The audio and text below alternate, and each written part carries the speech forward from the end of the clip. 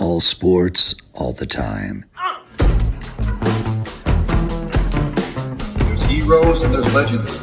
Heroes get remembered. Legends never die. This is the Spoken Podcast. Hold your ears, folks. It's showtime. I'm your host, Lance Twidwell. Man, that kid, he can ball, man. He can ball. Touchdown, Kansas City! Patrick freaking Mahomes, baby! Let's talk some sports, because that's what we're here to do. You are tuned in to The Spoken.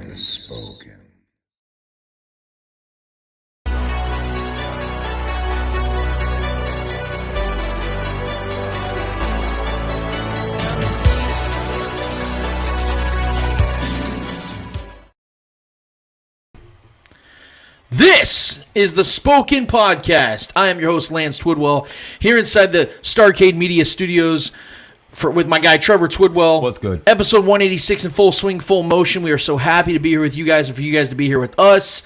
Whether you are live streaming, whether you are podcasting, or whether you are YouTubing, thank you so much for being here with us, guys. We have a lot of NFL sports in general, but a lot of NFL stuff to get to, in particular with the Chiefs. We have a game that we like to do every single week. We like to reflect on the game previous, and then obviously we give you guys our preview coming up. We're going to have plenty of that. We're going to have our week four NFL picks. We're going to be handing out some L's like we do each and every week. We got a lot for you guys, and we really do appreciate it that you guys are here with us. Happy October, by the way. It's the best month of the year. As you can tell, me and Trevor are rocking our Halloween shirts because this is our favorite time of the year. These are two of our favorite franchise of horror movies out there, and I don't know if any of you guys are looking forward to that new one, man. We don't talk a lot of movies on the show. I'd love to if we started maybe a podcast for talk, TV and movie talk, but this is our favorite time of the year because obviously football's going, NBA's about to get back going, and of course, this is the time when you snuggle up and watch some scary movies when football games are not on. But nevertheless, if you've not already subscribed to our YouTube channel, if you would be so kind, go ahead and go to our YouTube channel, The Spoken Podcast, and go ahead and like that. And if you guys have any comments, if you guys want to chime in on the show, we're all about that. We'd love it if you guys chimed in on the show. That's what it's all about. We want to have interaction. Hit us up on YouTube, comment on there, let us know what you guys are thinking about what we're talking about. If there's something you want to bring up, feel free to do that. I'm sure you guys are obviously aware that our guy Eddie Ortiz, Mr. Yo, is not here again for the second week. He is actually coming back to town, back to Kansas City, 2 nights. We have missed him big time. He's our guy. We appreciate him. He definitely is a piece to the puzzle that we have to have on a weekly basis. But I feel that Trevor and I like to hold it down. We can hold it down. We're capable of holding it down, and we always appreciate our producer, Clay Windler, for putting all this together on the back end, and we appreciate Starcade Media for allowing us to put our shows out on their platforms as well and team up with them, and we really do appreciate all of you guys as well. But let's get over the pleasantries for a second, man, because we got some hard-hitting, hard-to-discuss topics that we have to address about this Chiefs team because for this last week now, we've had to sit here and stew, Trevor, on a very, needless to say, frustrating loss. And, Trev, guys, I want to put it out here real quick. I'm not going to sit here and harp on it too long. I'm just going to give you guys my take. I was on the Chiefs Concern podcast directly after the game, and I gave you guys my raw, unfiltered, and very on-the-fly takes with my guy Marcus Dash and Jason Dunn. And I'm going to be doing that each and every week after Chiefs games. But I've had a week to really sit on this one, Trevor, and I want to give you my quick thoughts, and I know you're going to have yours as well. And let us again know if you guys have anything on YouTube you want to chime in on the show as well as what you guys thought and saw in that game as well. But Trevor, you remember that comment that I made 3 or 4 years ago when I really understood what the Chiefs were going to be under the Mahomes umbrella when Mahomes took over and what I saw from this team as a whole, and how I said, and a lot of people think it's a cop out, but it's something I still truly believe based upon what we know about the Mahomes era, is the Chiefs the only team that can really beat the Chiefs on any given basis is the Chiefs. And I still believe that because that is exactly, if there was one game over the last 4+ seasons that defined that, it was this week, week 3 against the Indianapolis Colts. Yep. Why is that? And again, I don't want to sit here and take away from anything from the Indianapolis Colts. You guys know, anybody that's been paying attention, our prediction show, I said this was a game the Chiefs were going to lose because I was actually very big on the Colts. So I was trying to give the Colts credit as to why I initially picked them to beat the Chiefs. But if you watch this game, you saw that the Chiefs literally handed this game to the Colts in more ways than one. And this is what's frustrating about this particular game. Not just the fact that the Bills lost, not just the fact the Chargers got destroyed, not just the fact that the Raiders lost another game. The Chiefs could have really gained some ground on some of these AFC opponents, and they did not do that. That aside. But it's the fact that now, and it's such a weird thing, and football, sports in general, have these weird things that happen sometimes where teams just seem to have good luck against an opponent regardless of where those teams are at that current time and place when they play. But I had that stat that our guy Nick Wright used on First Things First where going into Week 3, the Chiefs were 45-1 in games that the Chiefs held their opponents to fewer than 27 points, which is a 99 win percentage. And the only team that had beaten them, that one loss, was the Indianapolis Colts in 2019 when the Chiefs lost to them 19-13. That was a very frustrating game, but there was context to that game. Patrick Mahomes had an ankle injury, and he got stepped on again and re-aggravated. Thank you, Cam Irving. Then we had Tyreek Hill missing. They had Eric Fisher out, their starting left tackle. There was a lot of weirdness around that game. Trevor, you and I were at that game. It was just a very, very weird vibe. That one was on Sunday Night Football as well. Just a really odd game. Now, the Chiefs have lost 2 games like that. And both are to the Colts.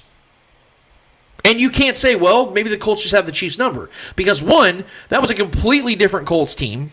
That was 3 years ago. Yeah. And 2, the Chiefs were a fairly healthy team. Now, they were missing Willie Gay. They were missing Trent McDuffie still. Harrison Butker didn't play. But let's be honest. The Chiefs' defense played insanely good in this game, so it wasn't that the defense was lacking great players and all of a sudden they couldn't get things done. Defense was good. The defense was amazing. We'll talk more about that in a second. It was the fact that the Chiefs once again just shot themselves in the foot. That is exactly what happened. Where do we even start here? Special teams was at an all-time low. Dave Toub is widely considered the best special teams coach in the entire NFL. And he's been here since day one with Andy Reid. Since 2013, he's been here with Andy Reid. So Andy Reid obviously trusts Dave Toub. I trust Dave Toub. I criticize him because special teams is supposed to never get in the way. It's kind of like an offensive lineman. You don't ever want to hear their name, and the only time you hear their name is when they commit a penalty, and then you get frustrated. You're never supposed to hear those names. You're never supposed to hear about the special teams. The only thing you want to hear about is they stayed solid or they made a big play, either on the defensive side or on the offensive side of special teams. Well, that was the complete opposite of this game because as we saw from the jump, the Chiefs' defense latched onto the Colts' offense, did not let them do anything from the jump when they deferred and the Chiefs kicked off to them. You saw that the Chiefs' defense was going to do what they wanted whenever they wanted against this limited Colts offense. And then Sky Moore on the punt pins the Chiefs down on the 4 freaking yard line. And the Colts that's the one thing you can't do, because one thing we know about the Colts so far this season, and they can end up being the team that I expected them to be. I don't anticipate that now that we've seen 3 games of them. But maybe the Colts really end up becoming a really good team. But right now, going into that game, they weren't a very good team. Right? They were missing players. They didn't have Shaq Leonard still. He hasn't played all season yet. He's by far their best defender. Yeah. And what can't do in those kinds of games is give those teams second chances to score. And that's exactly what the Chiefs did by Sky Moore muffing that punt and putting the Colts right within the goal line, basically. And then 2 or 3 plays later, they're already up 7-0, and the Chiefs already are down before Patrick Mahomes even gets an opportunity to do what he wants to do. And that's the frustrating part from the very beginning, is the Chiefs already were off on the wrong foot. Right.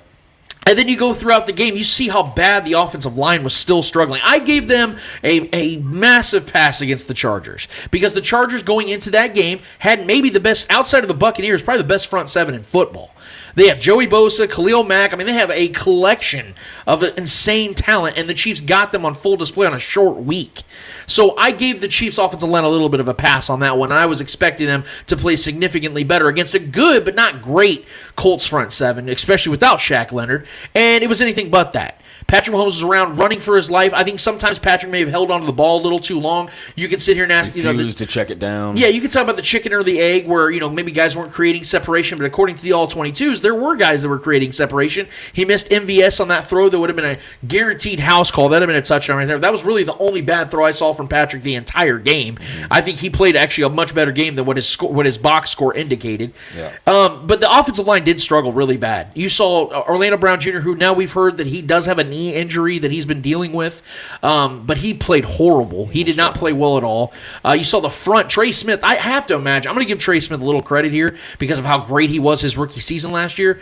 That ankle still has to be bothering him because he was just getting bodied. I mean, JD from Chief Concerns was talking about that the entire show, about how Trey Smith was just getting pushed around. You don't see that. There has to be something wrong with that, him not being able to plant with that foot. I don't know what it is. All I do know is the offensive line has not been anything close to what we were anticipating, to what most people were anticipating them to be this season. And it's been very frustrating, and I think they played a massive role in this. But two other things that I really want to bring up about how the Chiefs lost this game, and I hate to do it, but I got to call out our guy Travis Kelce here.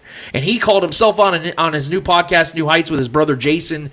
He talked about how that is a gimme touchdown. And I think the sun did get in his eyes a little bit because for some damn reason, the Colts have their stadium set up to where in middle of the day, that sun shines right through those little side pockets. And I don't understand why they do that because it looks awful where players are playing in shadows. And I hate when like AT&T Stadium does that for Dallas. It's really frustrating to see because I feel like it can play a pivotal role, but there are no excuses. Travis Kelce has to bring that ball down, because Patrick Mahomes could not have put that ball in a better place. It was a back shoulder throw because the defender was riding Travis Kelce on the right side, so it forces Kelce to adjust his body. The ball was right there, and Travis simply dropped that ball. If he catches that touchdown, the Chiefs are up 2 scores, I think with 8 minutes and like 40 seconds to go. They're going to win that game. Yeah. They're going to absolutely win that game. So that's a big reason why the Chiefs lost this game as well. There's something else that I haven't heard enough people talk about, Trevor, that I want to bring up as well that the Chiefs have to own on, is the fact they were 3 for 10 on third downs.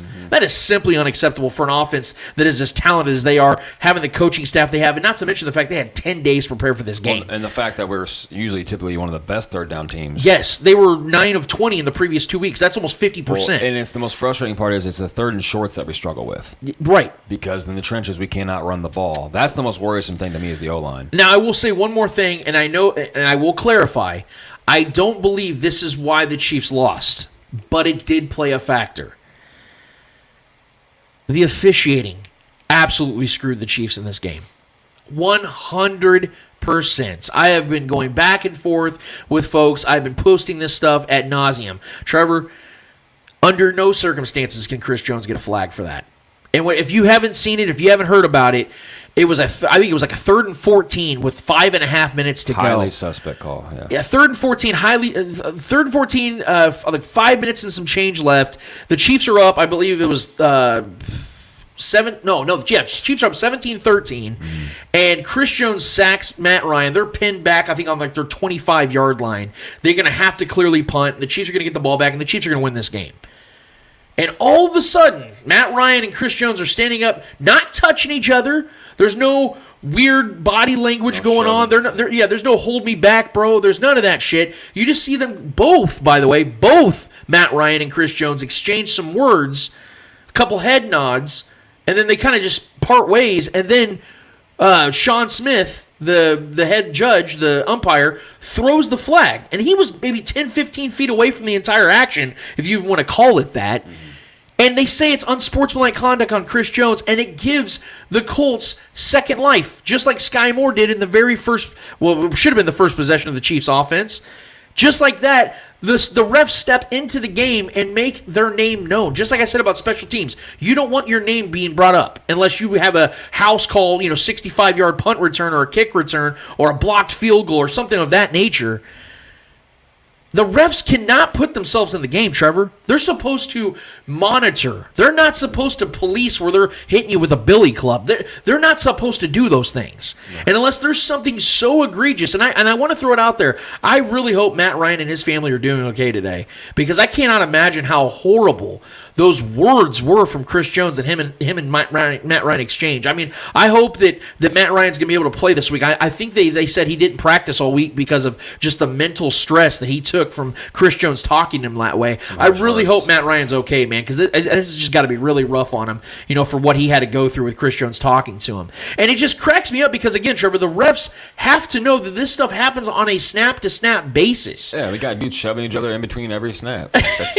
I mean, how many times, Trevor, have we seen when Tom Brady and Chris Jones have faced each other over the last 3 years, they've gotten up and they've just chanted at each other. They've been saying shit. No flags. It's a part of the game. A part of the game. Yeah. And the ref stepped in and gave the Colts second life, and what do you know? The game-winning drive is that exact same drive, puts up the Colts 7. Now, the Chiefs could have made a stop. Their only real good drive of the day. Exactly. The Chiefs could have made a stop, but again, the momentum completely shifted. The defense was winded because they thought they had the game won. Chris Jones has made a massive play. It's all negated. And then the Colts go in there and score a touchdown.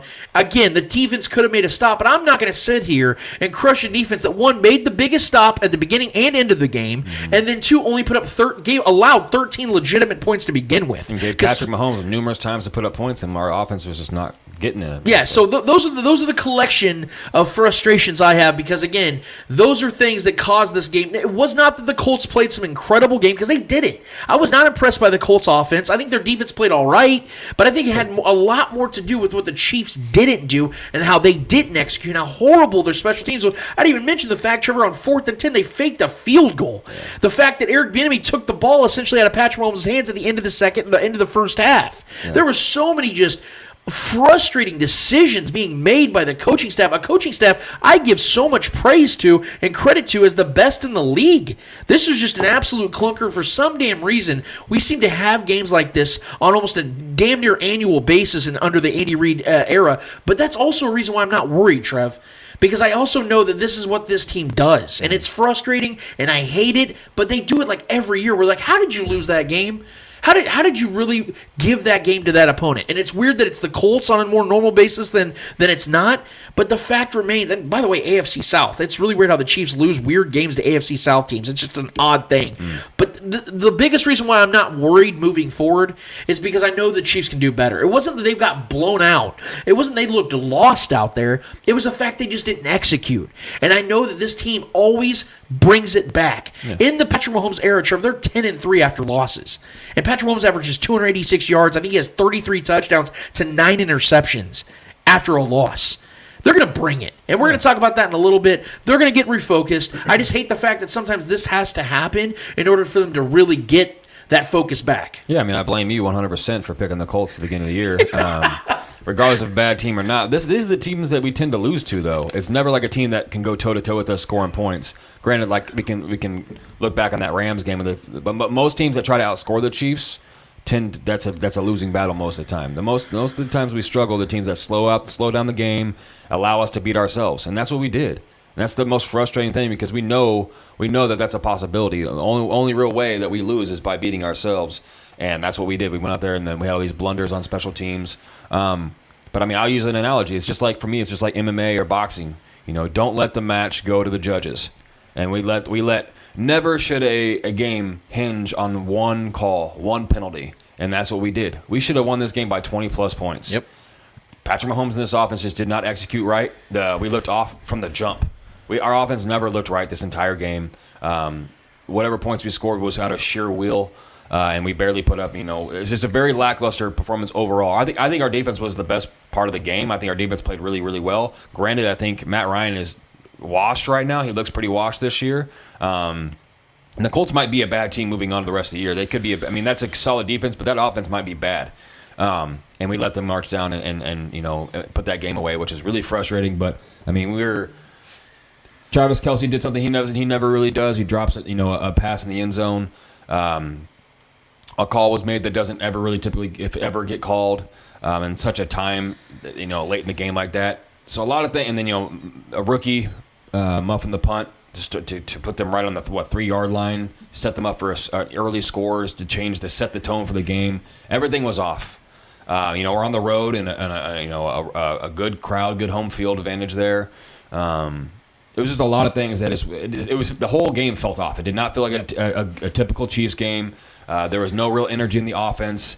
And it is frustrating right now with the way that Patrick is playing right now. He's not checking it down. He needs to be able to kind of reel it in sometimes. And granted, testing the defense deep is always necessary. Yeah. Especially when you have Patrick Mahomes throwing the football.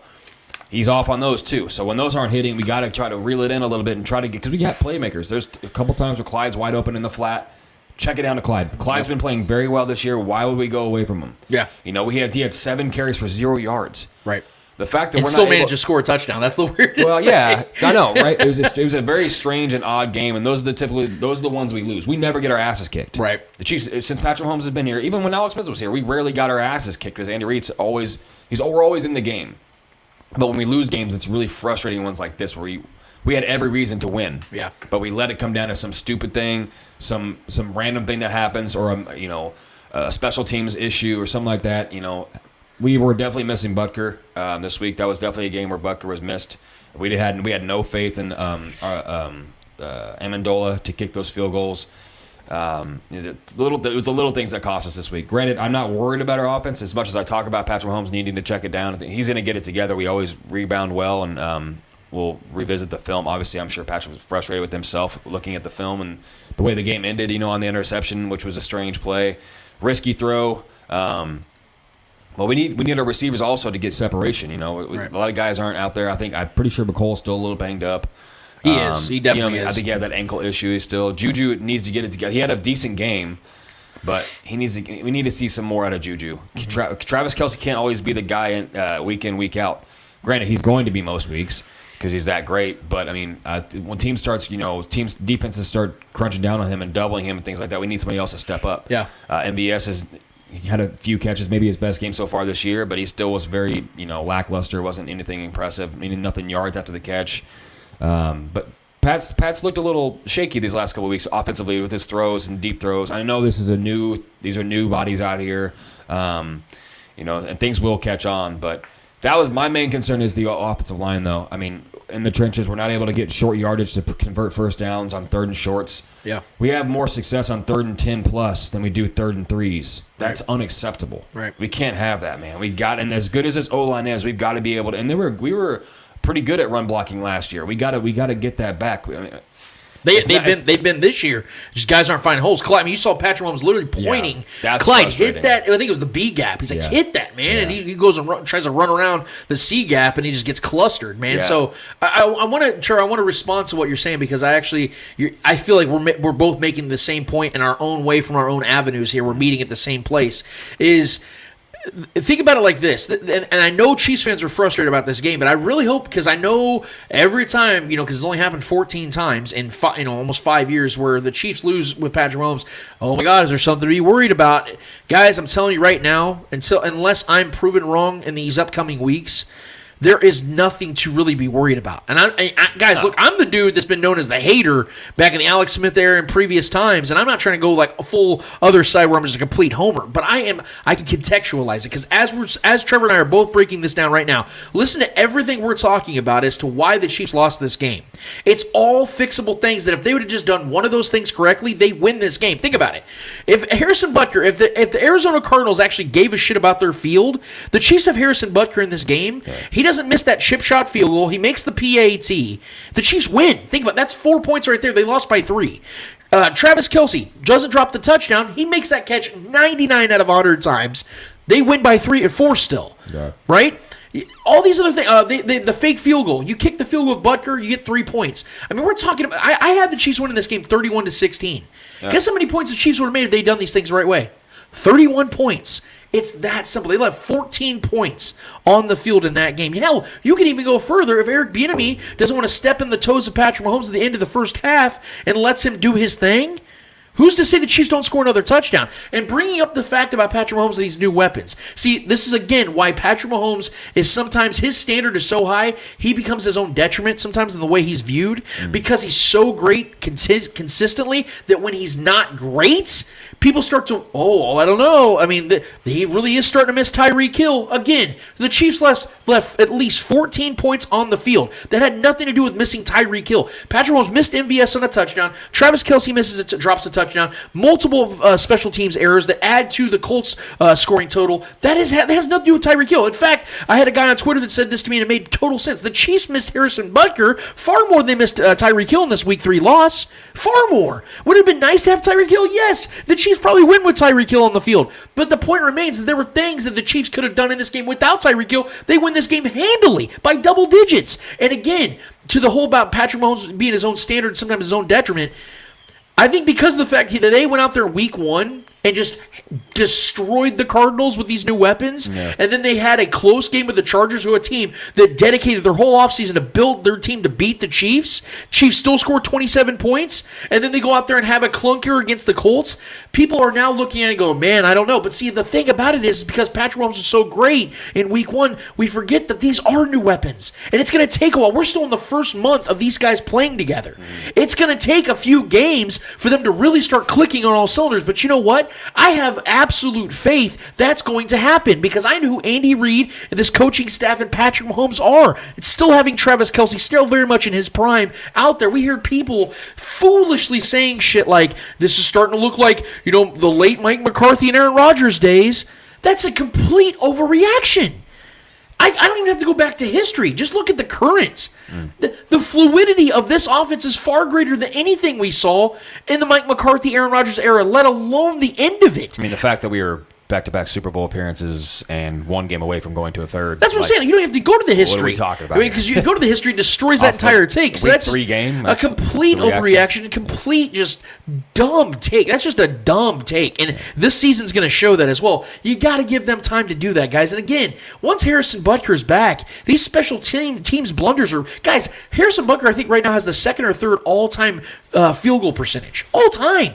When he gets back, because no matter who you bring to replace him, it's going to be a drop-off. Yeah. But Amendola decided to shit down his leg at the worst time imaginable. In a dome. In a dome, with no wind, no real... it's just beyond frustrating, and I get it, guys, but I really hope that no one looks at this game and says, oh, God, man, I'm worried, man. No, there's nothing to be worried about, guys. And again, with the offensive line, as pissed off as I am about them, and I gave him a pass in week 2, and I don't give him a pass in week 3, Trev, I have to believe that Orlando Brown Jr., Joe Tooney, Creed Humphrey, and Trey Smith, and even throwing even Andrew Wiley in there, I have to believe those guys are going to start playing good because those guys are great at football. I mean, they have 3-4 Pro Bowlers on that offensive line. I have to believe those guys are going to get better as the season goes on. Do I like what I've seen so far? No. Yeah. But Patrick Mahomes, to their credit, Patrick Mahomes has only been sacked twice this season. So I'm going to give these guys some belief here and some credit here. Do I, in the heat of the moment, get upset? Yes.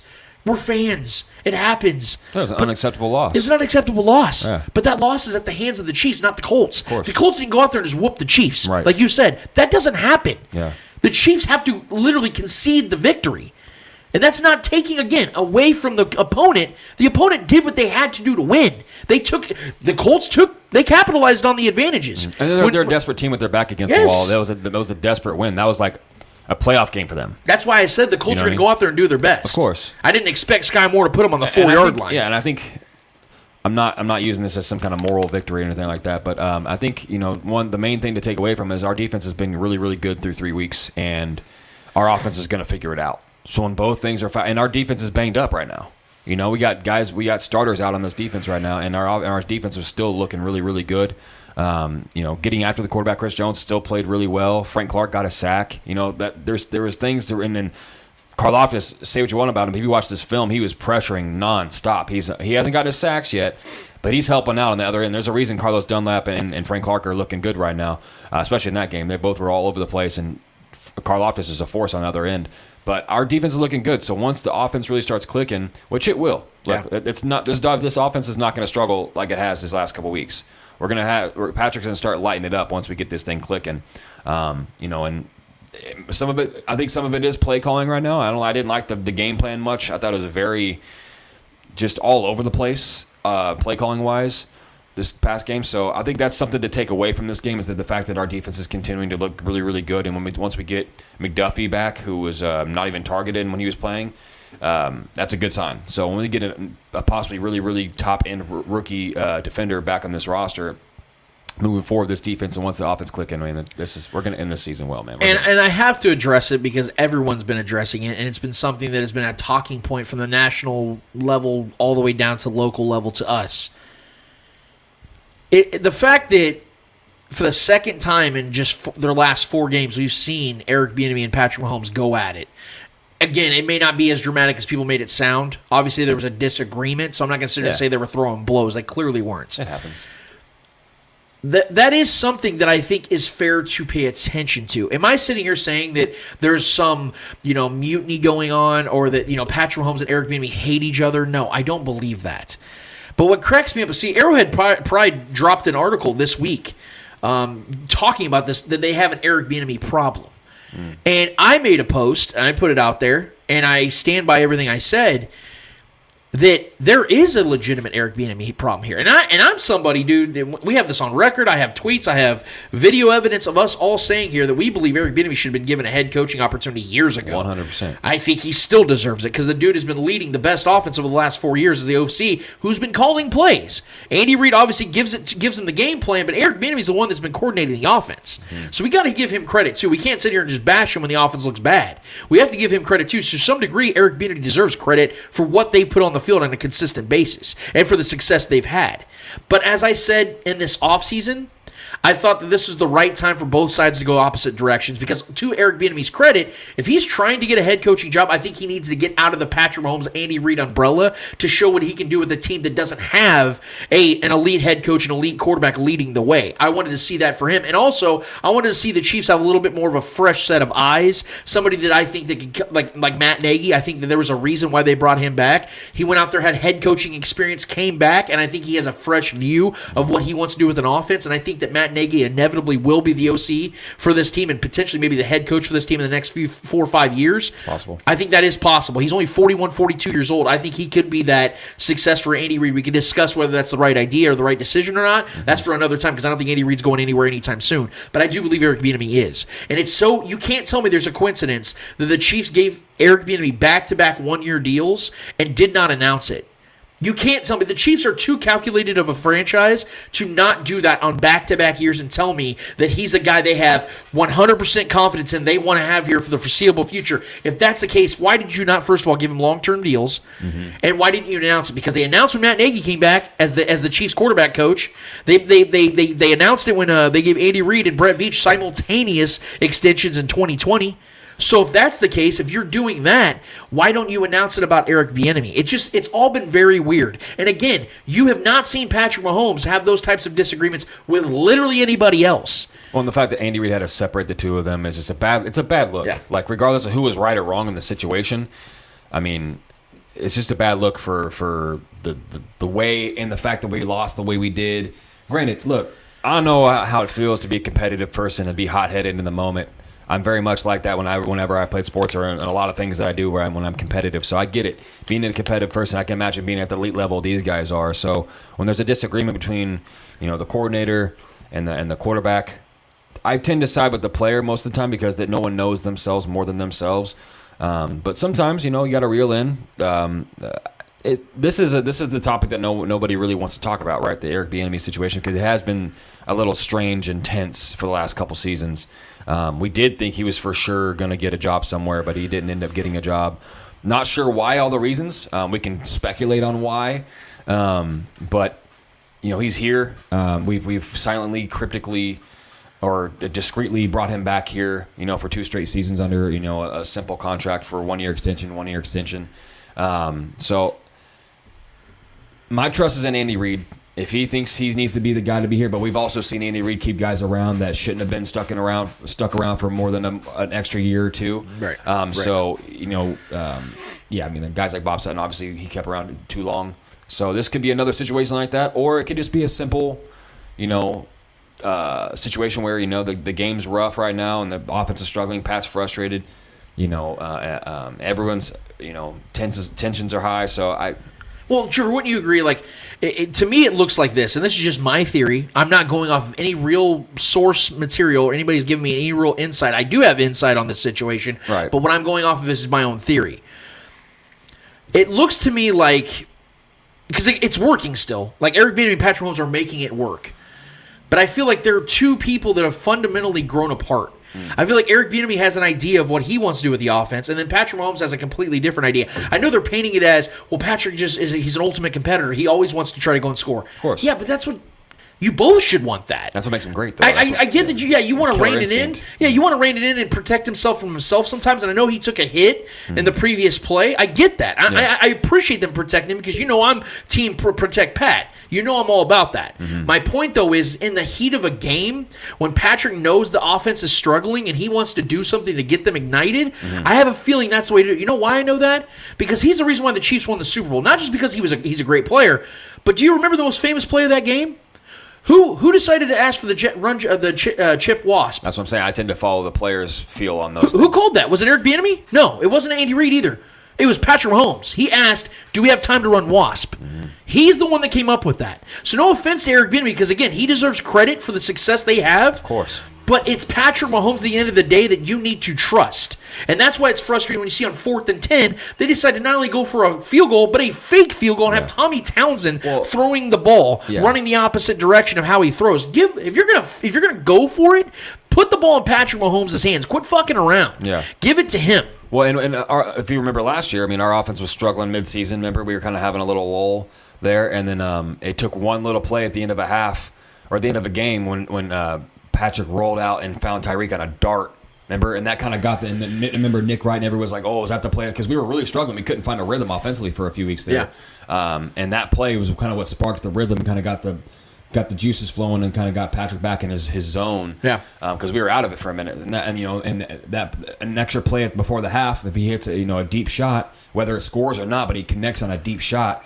It is like when you're a putter, when you're putting in golf, you see one go in, or you're a shooter, and you're shooting threes, and you see one go in. Yeah. That can spawn a whole chain reaction of just a zone you get into. It's literally what happened against the Texans. That's what I'm saying. So that's the same kind of thing that happens, and we've seen Patrick Mahomes get into those zones and be out of the zone as well. So this whole game was just so the momentum was swayed right off. With that muff punt, the whole game the momentum was swung. So I think Pat was just really trying to find one play to kind of get him reeled back in and connect with somebody.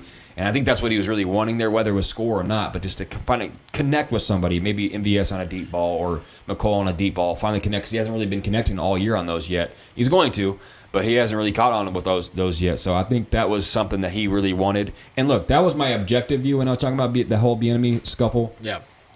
As a fan, I don't want any hindrance with Patrick Mahomes. If someone's causing issues and someone's butting heads at him consistently, we all know whose side we're on as fans.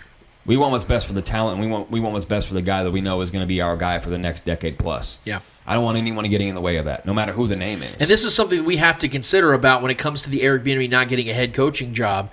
This is something that now has to be considered, because you don't think for a second these NFL teams are looking at it and going, okay, does he and Patrick Mahomes stand on the side? Are they in unison? I know to the media they'll say, "Oh no, everything's good, everything's fine." Well, apparently the Kansas City Star thinks Patrick Mahomes is. Well, we'll get to that in a second too. But I think that franchises are looking at that and saying, "Okay, look." Because every franchise's goal is to have two things, and the Chiefs have both. Yep. To have a top-tier head coach and a top-tier quarterback. If you're going to put Eric Bieniemy in a position to succeed, that means you're going to put him in a position to have a really good quarterback. Are these franchises looking at this and saying, him and Patrick Mahomes, they have some issues. Do we really want to put Eric Bieniemy's... Do we want to put our trust in Eric Bieniemy to handle a franchise quarterback for the foreseeable future? I think that's something that these teams are maybe considering. And again, I'm somebody that wants to see Eric Bieniemy get that opportunity, because I think he's done more than proven it. Because if clowns like Nathaniel Hackett and Josh McDaniels are getting jobs as head coaches, Eric Bieniemy should have gotten one years ago. He'd be thriving in Denver with that roster. He's significantly better at his job than those guys. I think Josh McDaniels is a really good play caller, but if I had to give you my confidence of who I'd rather have as my head coach, it's Eric Bieniemy. It's without question. Because although Eric Bieniemy's never been head coach, Josh McDaniels has, and he sucks. So I would much rather have an Eric Bieniemy. So this isn't coming from a nasty place or anything like that. It's just putting everything together, piecing it all together, and looking at it for what it is. That's the way I see it. That's the way Trevor sees it, and I know everyone's been talking about it, and it's something that's a very hot topic, and I think it will go away eventually. But if there are things like this where you can just tell that they are not on the same page, then I have to continue to bring it up and say that maybe they're just fundamentally growing apart, and it's probably a good idea that the Chiefs get out of the Eric Bieniemy business sooner rather than later, because we all know Patrick Mahomes is going nowhere, and if Andy Reid wants to continue to win, it's going to be on the coattails of Patrick Mahomes and how he plays. And if Eric Bieniemy and Patrick Mahomes aren't seeing the field and seeing the execution the same way, then maybe you need a fresh set of eyes to run your offense, and I do believe that's going to be Matt Nagy after this season, but we'll see how that goes. But I actually want to move to our NFL picks, Trevor, our NFL Week 4 picks. There's some pretty good games. It feels like there's been great great slate of games each and every week. The NFL does really good with their scheduling. I do want to start with the London game that's going to be really early at 8:30 a.m. Central Time here in Kansas City, out there in London. It's the Vikings and the Saints. Now, initially, this was a game I was very much looking forward to all season because from the beginning of the season, because I had both these teams obviously making the playoffs and being 11-win teams going into the playoffs from the NFC side. Both teams have been pretty clunky to this point, in particular the Saints. It's more to do with their injuries than anything else. I think they're a really good team. They've just been hampered by injuries. It looks like Jameis Winston's not going to play in this game. It looks like Andy Dalton's going to lead the way. And it looks like there's just a string of injuries on the Saints side of things. It does look like Dalvin Cook won't be playing for the Vikings either. So there's that. Michael Thomas, thank you. That was the other injury I was looking for. Yep. So it looks like there's going to be a lot of injuries to some key players in this game, which is going to lead me to believe that I think that the Vikings are going to take care of business in this one. I think the Saints are going to keep this one close because I think Andy Dalton will play well enough because the Vikings defense hasn't been as great as some maybe anticipated them to be this year. They've been good, not great. I think Andy Dalton can do enough to maybe get this game close, but I see this one being like at the end of the game, I can see like a 24-14 kind of game, something like that, 21-13, something like that. It's going to be a very low-scoring game. I think Justin Jefferson's going to be the player of this game. I think he's going to be the one that has a big touchdown that decides who wins this game or not. It's a tough secondary, man. It's going to be a tough secondary, but I think Justin Jefferson might be the best receiver in football right now. Shut down by Darius Slay. Yes, he did. He absolutely did. But he did score the game-winning touchdown, though. I think it was if I'm not mistaken, Justin Jefferson caught the game-winning touchdown last week to put them up 28-21. So I think that Justin Jefferson will do enough to get them this victory. I'm going to pick the Vikings. I believe the spread right now is Vikings -3. I have them covering that. I think the Vikings win. Yeah, I'm actually going Saints here. I think Andy Dalton. Because, look, man, Jameis, say what you want, he looked decent for a quarter in week 1, but he has not really been good this year. And that's a really good defense still in my mind. I still think that defense, the defensive line has been struggling. They haven't really been getting as much pressure as they typically do. But I trust the coaching over there, to get that defense ready against this. Because say what you want about Kirk Cousins, but this to me feels like a primetime game. It basically is, right? It's a national game where everyone's watching you, just you. This is outside of the main slot. And primetime Kirk is a thing. Yeah, it's true. Terrible. Yeah, he is. When all eyes on him, and now it's outside of the country. It's like not that is a real added pressure or anything, but I just feel like this spot is a spot where the grittiness of a team wins, and I feel the Saints are the more gritty team. And the Dalvin Cook injury, in my mind, it's more of a wash for me because I think Alexander Mattison is arguably one of the best, if not the best, backup running backs in the league. He plays a very similar style to Dalvin Cook. They almost look like the exact same guy out there sometimes, so you can't really tell the difference. Dalvin Cook's great, but I think Alexander Mattison is definitely right up there with him skill-wise. But, I mean, yeah, you got Justin Jefferson, KJ Osborne, another third receiver that's been coming around and playing more of a pivotal role. Irv Smith is a solid tight end for them.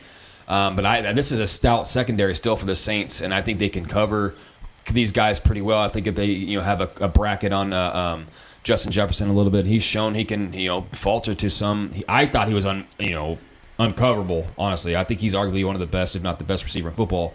But Darius Slay kind of showed that otherwise, and that Eagles team kind of maybe put out a formula to kind of bracket and keep Justin Jefferson under wraps.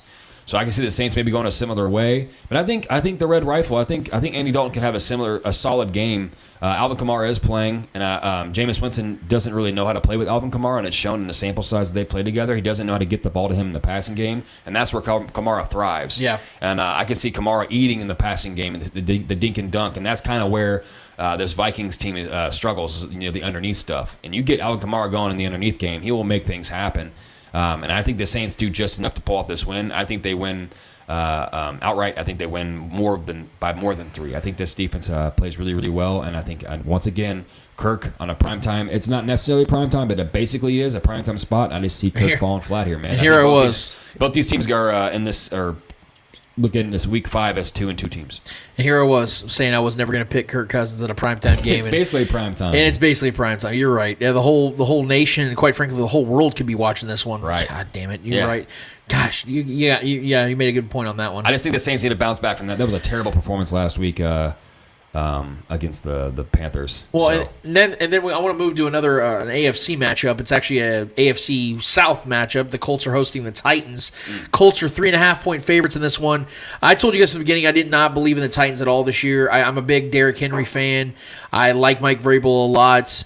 But the Titans are a team that just, to me, are just going to have no consistency whatsoever. And after beating the Raiders last week in a very frustrating fashion for the Raiders, it ended up being a closer game than it probably should have been. The Raiders' ass. They were beating them. The Raiders did kind of climb back a little bit, but yes, you're right. They owned up, and which is why I believe, which is why I believe that the Titans going on the road to a divisional foe against a team that's coming off a big win that's big for them. The Colts are got their first win. I think that now that the Colts are getting a little healthier, I think Shaq Leonard might actually play in this game. I believe so. Yeah, I think that the Colts are going to win this game. They're gonna need 'em. I think it's going to be close. I don't think they cover. I think it'll be a 3-point game. I can see it being 17-14, something like that. It's going to be an ugly, low-scoring game. I think Matt Ryan's going to get pressured a lot, even though the Titans still don't have Landry. He'll be out all season. I think this will be one of those games where they both know each other so well. Derrick Henry, Jonathan Taylor, both running the ball possession by possession. Not a lot of scoring, field goals maybe, but I think this is going to be a low-scoring game, and I think the Colts come out to win and win their second straight game. This game's going to suck. I don't like this matchup at all. It's going to be boring as hell. I would take the under on this game. Two offenses that are struggling right now, and but I think there's something wrong with Jonathan Taylor right now. I think the toe. He's been dealing with a toe. They've been saying toe every week, and they've just been putting it on the injury report. But I think he's dealing with some turf toe. We all know as a running back, that's brutal, man. Yeah. That can affect your whole entire foot. It can make it planting on that foot very difficult, very painful. You can give him all the medicine you want, but once that fades, it's just I think he has not looked like the Jonathan Taylor we know this year. And that's supposed to be a really good O-line. The O-line has not been that great at protecting Matt Ryan. Look, I think the Titans win this game. This is the kind of game I think the Titans win. This is what it comes down to coaching for me, and I think Mike Vrabel is going to have some schemes to get after Matt Ryan, make him very uncomfortable. I mean, the Chiefs were doing that just as well, and I think this is a game where this is a perfect way for the Titans to follow up that gritty win against the Raiders. With Derrick Henry kind of started getting going in that game, he looked pretty good.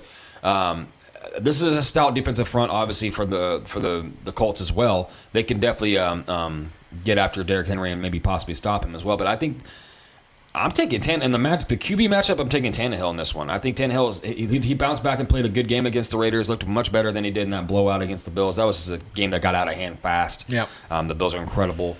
So, this is an ugly game. Not much to really add to it. I think this is just a game where both teams are trying to run the ball. Both teams are trying to do the exact same thing to each other, play good defense and run the ball, get out with a W. And I think I trust Mike Vrabel and Tannehill at this point more than I do Reich and Matt Ryan. So I think the Colts are bad still. I think they're a bad team, and I think the Chiefs really, really lost to a bad team last week, and it was a rough one.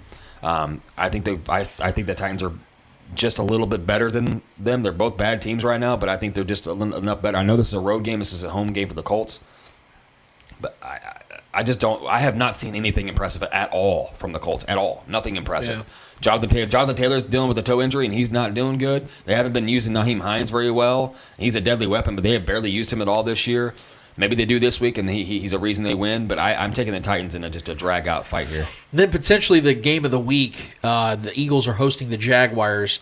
Let me just go ahead and say the Jaguars are much better than I thought they'd be this year. I thought they were a year away. They're fun, man. I love what Doug Peterson's already done with Trevor Lawrence. You can see that he's speeding him up. Yep. He isn't holding the ball too long. He's getting the ball out of his hands, protecting him, and I think that's the perfect thing for a young quarterback like Trevor Lawrence. He's accessing all that talent that he has, and it's really shown already. But I think the Eagles are going to win this game. And obviously being at home is going to help, but I think the Eagles are just simply the better team. I think they have the best wide receiver duo in the league right now. I think A.J. Brown and Devontae Smith, I think they've just been unbelievably effective this year. And Jalen Hurts right now, outside of Lamar Jackson, is the MVP of the league. I really, he's Arguably been most so improved player too. damn. Yes, and I think that's without question. Yeah. Because of the fact that he also is the only player, I think, in his first 3 games to start a season has 900 passing yards and over 100 rushing yards. He's incredible. Like it's stupid what he's doing. Yeah. So Jalen Hurts, to me, I really appreciate what the Jaguars' defense is. They've looked really, really good so far this season. But they haven't played anybody. They haven't played an offense nearly as good as the Eagles, and I think the Eagles are going to put that on display. I think this is actually a high-scoring game. The over-under is surprisingly low. It's 45.5. I think this is going to be over 50 points because I think both offenses can get it. I really do. I think actually the Jaguars will be one of the Eagles' real challenges this season because if you look at the rest of the Eagles' schedule, it's not difficult at all. Right. They have the easiest schedule in football, and I don't think it's going to. I think this is going to be one of their tougher games. But I think the Eagles win this game like 38-34, 38-31, something like that. Because I think Trevor Lawrence and the Jags can go and get some points in this game. It's supposed to be a nice day in Philadelphia, but they're 6.5-point favorites. I think they do cover that, and I think it's going to be a higher scoring game. I would love to see Doug Peterson go and get that victory in Philadelphia with his statue just outside of it. I think that the Jaguars, although they're better than what I anticipated, I'm still not ready to give them that crown as this team that's going to make the playoffs. I want to see them get through a first month of the season, see what they do at bounce back after a loss like this. And I think they do lose this week, and hopefully they can bounce back because I'm rooting for them. I think they can be a really good team this year, but I think the Eagles are just simply the better team. And our guy Eddie Ortiz might nail that prediction with the Eagles at 14-3. They win this game, move to 4-0. Everything's looking good for the Eagles. Yeah, I believe I gave the Jags like 6 or 7 wins on our prediction show, but I'm in on the Jags right now. I think they win the division. I think they finish this season and win this division. I think they've proven that the Colts are not. I mean, they goose-egg them. I mean, we can talk about the Colts starting slow, but you goose-egg somebody, that's a statement. Yeah. Period. I love Trayvon Walker. That's my defensive rookie of the year pick at the beginning of the year, so we'll see how that plays out. But him and Josh Allen on the edge, man, that defensive line has been getting after people. And that secondary has been playing well. But granted, they played a banged-up Justin Herbert. And they haven't, the Texans, I believe, is that who they played who they played week one? The Colts did. The Colts played the Texans first week. Okay, yeah. So, I mean, this Jags team hasn't really had much true challenge going against any elite offenses, but now they're going against one of the best teams, let alone offenses. So that Eagles defense is going to be a problem probably for Trevor. So we'll see how Doug Peterson schemes. He knows Philly well.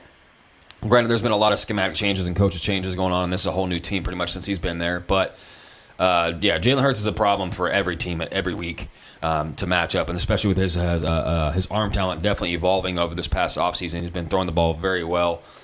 He's not turnover prone like he was last year. He was very fun last year and put up a lot of big numbers, but he turned the ball over way too much, and he's definitely changed that, at least for now. He looks so sharp. One of the best. He's up there for the MVP race this season. He looks incredible. This team looks unstoppable right now on both ends. So you shut down Justin Jefferson like that. Man, that's a statement. That's a guy that eats every week, and you shut him down like that. And Darius Slay you just don't want to throw that guy's way right now. So This team is going to be the biggest challenge of the year for the Jags. This is going to be the biggest matchup for them. But I do think this is a competitive game. I do think points will be put up. I think the Jags lose, but I think they do cover. I think they lose by less than a touchdown. I think they keep it close. I think that's just my faith in Doug Peterson. Yeah, okay. He's shown that this team is resilient. They're going to go out there. They're going to sling that ball, and James Robinson is running his ass off, and the Eagles will allow the run. That's the one soft spot that the Eagles will let you. They'll kind of play that bend don't break defense, but throwing into that secondary is scary right now. But they will allow you to run. So and James Robinson has been shown, and Etienne, obviously that's a good duo. He's shown James Robinson shown to have home run potential. That guy's like Nick Chubb light, and he's very good at catching the ball. So I can see Doug Peterson scheming this game up and keeping it close. If the Jags win, I will not be super surprised, but I'll be a little surprised. But this is a big favorite here. But I think Philly wins, but I think the Jags cover. Maybe the best game, or a lot of people are anticipating to be the best game of the week, is the Ravens hosting the Bills. As it currently stands, Showdown. They still have the Bills, according to Yahoo Sports, they have the Bills as -3 favorites on the road, which means if this game was in Buffalo, they would have them beating the Ravens by almost a full touchdown. This is surprising to me, Trevor, because I think the writing's on the wall that the Ravens are going to win this game. The biggest reason why isn't even just because Lamar Jackson has been, I say Josh Allen's the second best quarterback in the league, and I stand by that. Lamar Jackson has been the best quarterback in football this season. Lamar Jackson has been playing at a whole nother level. He's playing better now than he was in his 2019 MVP season. He has more touchdowns than like half the league. Yeah, like most he has, teams. I think 10 to 12 touchdowns already. Yeah. He's been unbelievably efficient. He's just unstoppable at this. I told everybody he's going scorched earth this year. I think we both agreed on this. Yeah. Man, everyone's been talking about how the Ravens had this banged up defense and stuff coming into the season. I don't think people realize just how banged up the Bills are in this game. Think about this. They have already ruled out 3 different starting players. Jordan Phillips with a hamstring, Jake Kummerow with an ankle, and cornerback Christian Bedford with his broken hand. They have 7 players listed as questionable, with Gabe Davis, who will probably play, Dane Jackson, Dawson Knox, Mitch Morse, Justin Murray, Jordan Poyer, and Ed Oliver. Jordan Poyer, by the way, was a limited participant all week in practice. They needed him because he's their only starting secondary player essentially right now. They went and signed, if I'm not mistaken, Xavier Rhodes and Justin Murray to the active roster this last week, and both of them are injured. Yeah. They both are already injured. So I like the Bills, but I told you from the beginning of the season, Char, I don't love them. And they're 2-1 now, coming off a frustrating loss in damn near 100-degree weather against the Dolphins. They ran like 90 plays. It's a strange play. Yeah, they ran 90 plays. They ran 90 plays against the Dolphins and put up 19 points. Like, that's just weird. Yeah. And now that they're banged up again on both sides of the ball, coming from a tough fought divisional loss on the road, now going to Baltimore, a team that is just clicking on all cylinders. You had Josh Allen crying on Tua's shoulder. Yeah, exactly right. Like, bro, I mean, week 3. You're talking about a team right now that is just going to go through it. And maybe Josh Allen goes superhuman again in this game and just wills them to victory. But in a game like this that also is going to have a lot of rain supposedly in the forecast, Josh Allen's going to have to throw the ball 55 times in this game. Mm-hmm. And if you can't run the ball, like the Bills just cannot run the ball, you think the Chiefs can't run the ball? The Bills can't run the ball. Yeah, neither can the Ravens. Lamar Jackson can run the ball, is what I'm saying. I think he's going to be the absolutely. Yeah. But I'm saying Josh Allen has not been running the ball as effectively this year as he has in previous seasons because their offensive line's been banged up as well. I think the Ravens win this game, man. I know it's the 3. I think obviously they're going to, because they're laying the Bills 3 points on this game. Mm-hmm. It could be close. I'm going to say it could be a close game. But I am picking the Ravens, and I'm picking them confidently in this one, mostly because the Bills are so banged up, and they're coming off a big loss on the road again. It's very tough for me to imagine they're going to travel again on back-to-back weeks and go out there and put a display up with a banged-up team. And if they do, I got to give them more credit than I gave them at the beginning of the year. I think they go 2-2 going into next week. Yeah, this is the matchup that's the toughest to decide who wins this one, because I think it's going to be coming down who outscores who in this one, because I think both defenses are extremely banged up. Ravens defense is less banged up, but they're just not good. Their defense has been not good. Their secondary has been bad, and they have talent back there, but their secondary has been banged up and not good, and they've been a sieve. I mean, they allowed that fourth quarter against the Dolphins, which was unacceptable performance to close out that game. They had no business losing that game, and I think the Bills had no business losing that game against the Dolphins last week. Granted, that's a tough place to go play, and you're in the sun and it's hot, but Josh Allen put up big numbers in that game, and if the Ravens kind of mimic what the Dolphins did, they will win this game. They played a very bend-don't-break defense. They allowed Josh Allen to march down the field. They let him play underneath. He was racking up yards, racking up stats, receptions for receivers, all this and that. But when it got tight in the red zone, they collapsed, and they played really, really good, tight defense. So they might have figured out a little bit of a formula to kind of counteract the Bills' scoring prowess. But I will say this, too. I mean, the offense of the Bills is banged up, too. They're missing some O-linemen. And I think Gabe Davis re-aggravated his ankle. So he's a question mark. I'm not sure if he's playing. Dawson Knox is banged up, might not play. He's questionable. So if those two guys are out, and it's just Diggs, who got banged up a little bit last week as well, but I think he's fine.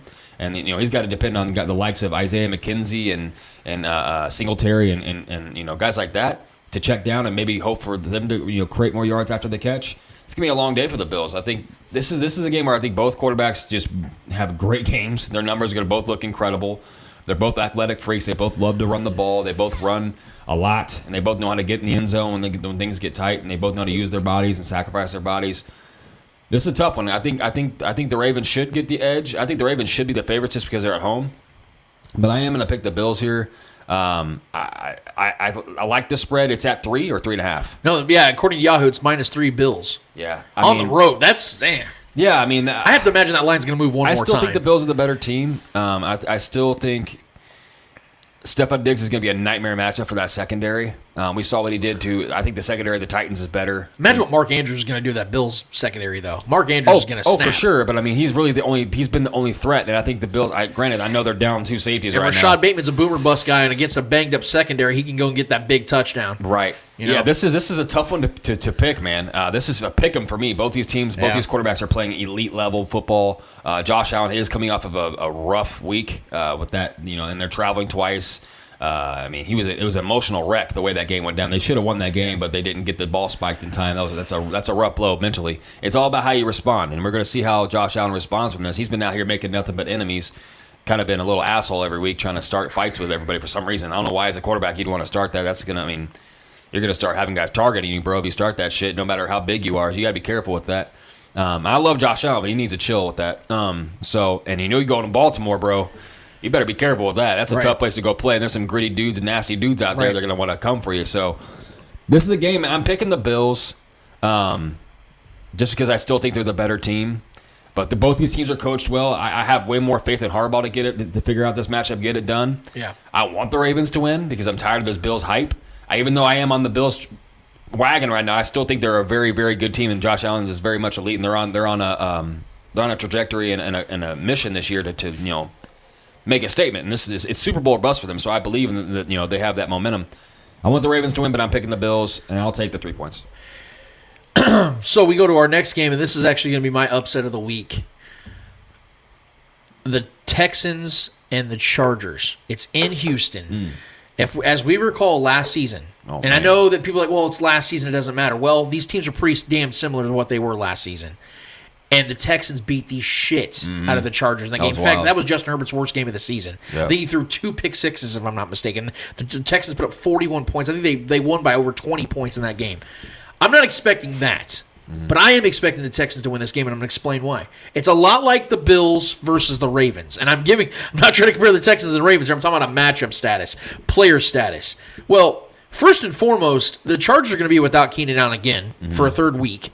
And then you have Corey Linsley, they're saying he's going to come off and play, but he's banged up with a bad knee, and that's their starting center, and that's a really good Texans front seven. Donald Parham is going to miss another game. It looks like the guys that are questionable right now, Donald Parham and Corey Linsley, and they're saying Parham won't play. The good news is they do have J.C. Jackson and Austin Johnson expected to play, but Justin Herbert is not getting any better. He took several more hits against the Jaguars last week. They still had him in the game down 28 points. They were getting absolutely whooped. And they still had Justin Herbert out there taking hits. Brandon Staley is just such an incompetent coach, and that's another factor to this game. Is I actually have more faith in Lovie Smith at this point than Brandon Staley as a head coach, and I'm not trying to be a mean guy. Man. I'm being serious. Lovie Smith has led a team to the Super Bowl as a head coach. Brandon Staley competitive every week. Yeah, Brandon Staley has a losing record as a head coach, so I'm not going to even try to go down the coaching list. I think that Brandon Staley is just he's incompetent as a head coach. But more so, if you look at the way these teams have played so far this season, the Chargers have not been scoring points at all. They're 16th in the league in scoring at 19 points a game. And the Texans aren't far off, only scoring 16 points a game. So neither one of these offenses, in my eyes, are going to score a bunch of points in this game.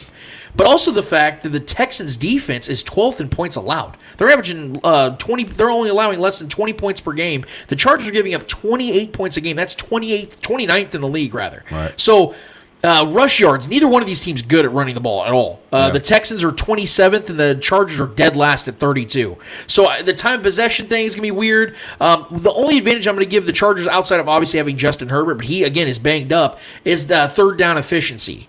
The Texans are the worst in the league at 25%, and the Chargers are 15th, so they're right down the middle. But the Texans have more sacks this season, 7-10, and they have more interceptions as a defense, 4-3. So, man, I think the Texans are going to surprise some people. I think right now the Texans are the Chargers are a -6 favorite on the road, which means that people would assume they would just whoop the Texans at SoFi.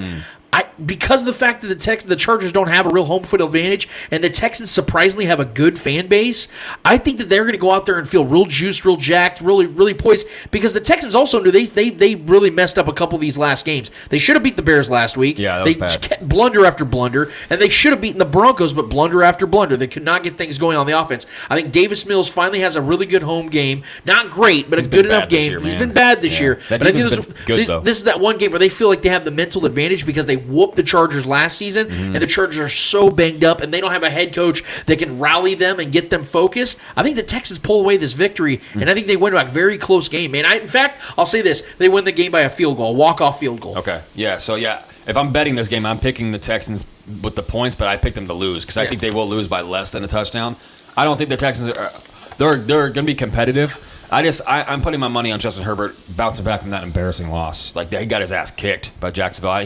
He's not going to be right all year. Yeah. So I'm not too big on the coach keeping him out there on a blowout is absolutely asinine and stupid. That made no sense. You pull him out of that game, but he's going to have to start, and he's not going to be 100% for the rest of the year. His ribs are never going to be fully. He's going to need a whole offseason to recover from this. And we've had numerous guys that have dealt with that injury talking about that. He's just going to have to deal with that for the rest of this year. It's unfortunate, but that's a pain management kind of thing. I'm picking the Chargers here. I think this has got to be a game. You talked about the running game. This has got to be a game where they get Austin Eckler going. He's way too good. I know that O-line's not very good at run blocking at all. Get him involved in the passing game then. He's so good with the ball in his hands. We've seen Eckler have elite seasons. His numbers are insane for his career. He's on pace to be up there with the greats. You know what I mean? But he has not done jack this year yet. They got to get him going. I know Keenan Allen is out, but I do like Joshua Palmer, who's the guy, the second-year guy for them. He's good. He's been a good fill-in guy for Keenan Allen. Has similar skill set, really good route runner, and they still have Mike Williams, man. You know what I mean? That's a tough matchup for any secondary. I think Mike Williams is just a force out there. He's yet to really, really have a big pop-off game. He played really well against our secondary, and I think our secondary is better than Texans. So I could see Mike Williams having a big pop-off game here. Justin Herbert's going to be – I think he's going to be really, really motivated after that embarrassing loss. And obviously the coach catching a lot of heat for putting him in that game late when they're getting blown out is something he wants to bounce back from as well. And I just – regardless of the coaching, this comes down to the offensive weapons and the absolute lopsided talent at quarterback here. I think Justin Herbert absolutely goes out there and gets his jump. I think it will be a competitive game, though. I think the Chargers win by 3. I'm with you on that. I think it will be close, but it's going to be a low scoring. I would take the under, but I do think the Chargers finish this game. They have a couple more games I want to get to, and this is actually the AFC West interdivision rivalry game. That I really am looking forward to because both of these teams to me are just not good. The Broncos visit the Raiders, and I believe this game, if I'm not mistaken, is a 3:25 game on CBS, so most of us will be able to watch it. The Raiders come in at a 2.5-point favorites at home. The over/under is 45.5. Trev, neither one of these teams are good. Like I said, yeah. I don't believe in either one of these teams. I had these guys. I had the Broncos at 3rd in the division. I had the Raiders at 4th in the division because I thought the Raiders are going to be awful. And what do you know? They're the only team that have not won a game this season so far. And the Broncos, I'll give it to them. They're 2-1. Somehow. Yeah. I get that. They're 2-1. They've also had 3 of the easiest games of the season, and they've survived them. Yeah. Right now, the Broncos have the worst offense in football. On prime time at home. They put up 11 points, and the only reason they had 11 points is because Jimmy G decided to tap dance in the back of the end zone and then throw a pick on the same play. That would have been a pick six. Yeah, exactly. So they actually panned out pretty well, considering going into that final drive for the Broncos when Russell Wilson, to his credit, did have a really good drive to get them that last touchdown. Need some plays. Before that drive in that game, Jimmy G scored more points for the Broncos than Russell Wilson did. The Broncos had 3 points in that game before that safety. So that's how bad the Broncos are. And they're not going to be getting any better because they don't, again, when I talk about coaching, it's very imperative we bring that up. Nathaniel Hackett does not know what he's doing. He is not a good head coach. Yeah. And if the Broncos know what they're worth, they'd fire him immediately, but they're going to probably wait to the end of the season. And Russell Wilson is no longer what Russell Wilson once was, who was a really good quarterback back in the day. He's no longer that guy. This Broncos offensive line's not been nearly as good as people thought they'd be. Their defense is good, but here's the thing. When you face Geno Smith, Davis Mills, and Jimmy Garoppolo, your defense better look good. Right. Well, now they have their first real challenge because to Derek Carr's credit, he's a good quarterback.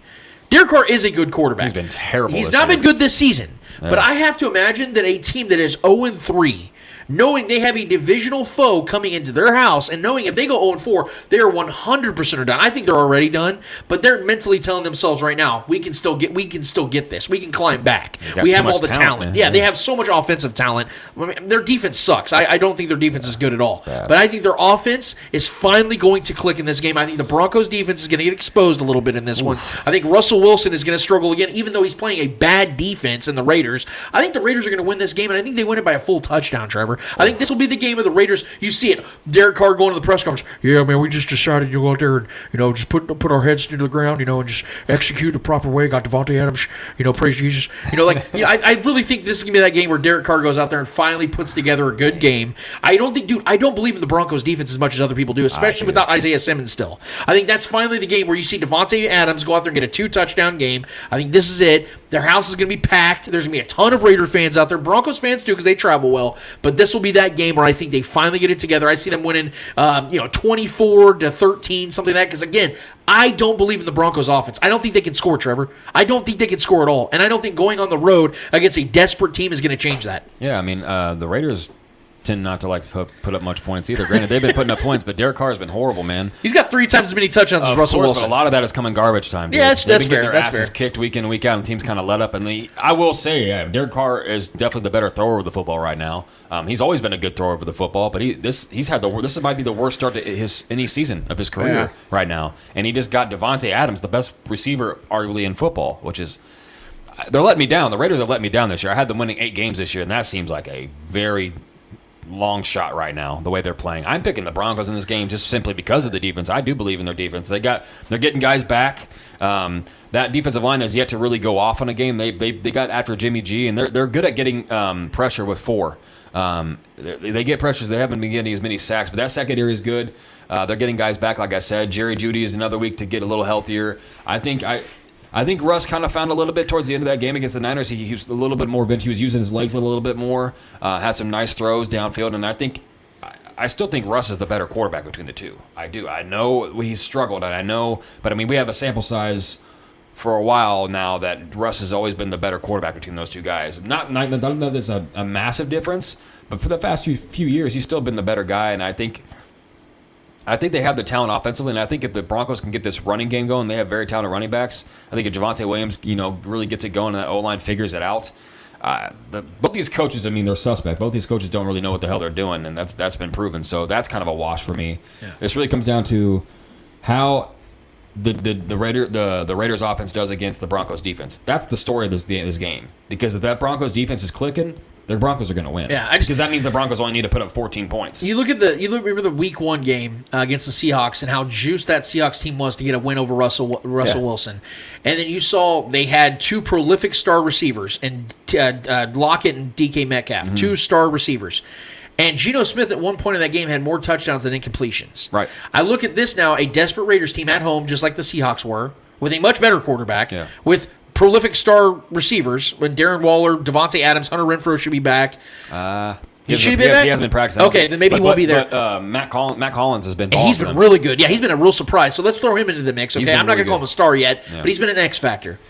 I think that you're going to see a similar type of performance from Derek Carr in this one, where you see him have multiple touchdowns early in the game, and then it forces the Broncos to try to create offensively. Because the Broncos, the only way they're going to be successful this season offensively is they get the run game going with Javonte Williams and Melvin Gordon. Well, Melvin Gordon can't help but put the damn ball on the ground, and I don't think that you're going to see them have enough close games to where they can run the ball a lot, because I don't think their defense is as good as they've looked. Because, again, they've played 3 bad offenses in succession.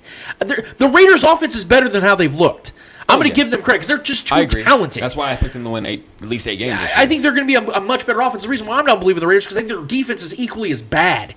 And I don't think the Broncos' offense is good enough to even make that Raiders defense look bad. Yeah. I just think that's how it's going to look. I think that the Raiders are going to win a game. They're going to get back on track, or at least they're going to convince themselves. But guess what the Raiders get after this? The Chiefs. Yeah. So dude, they could be a 0-5 team. It legitimately could, yes. But I don't think they will. Awesome. I think they get one victory, and I think it's this one more so because of what I don't believe the Broncos are, as opposed to what I think the Raiders are. I don't believe in the Broncos whatsoever. It's similar to how the Colts were against us. This is a desperate team that needs a win at home. Home. Yeah, I agree with you. I think this is not going to be a game. This is a pick 'em for me. I just think if the Denver defense is playing well and they can build off that last drive offensively. Because both these offenses are talented. Yeah. The talent is fairly equal, honestly, offensively. I think they have I think the Denver Broncos have the better running backs.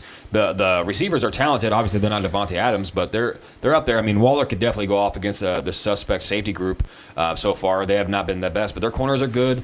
But I think if that defensive line gets after Derek Carr, it's going to be a long day for the Raiders. I want the Raiders to win just because I picked them to win 8 games, and they should get on the win column here so we can beat their ass the next week. But this is a team that's staring down 0-5 in my mind. Well, yeah, it doesn't get any easier when you go to the next week, go to Arrowhead on Sunday Night Football. So that's going to be a blast. They got to win this home game, though. They got to take care of the Broncos. And I think that's what they're going to do. Yeah. And then the final game I want to get to is the the 49ers hosting the Rams.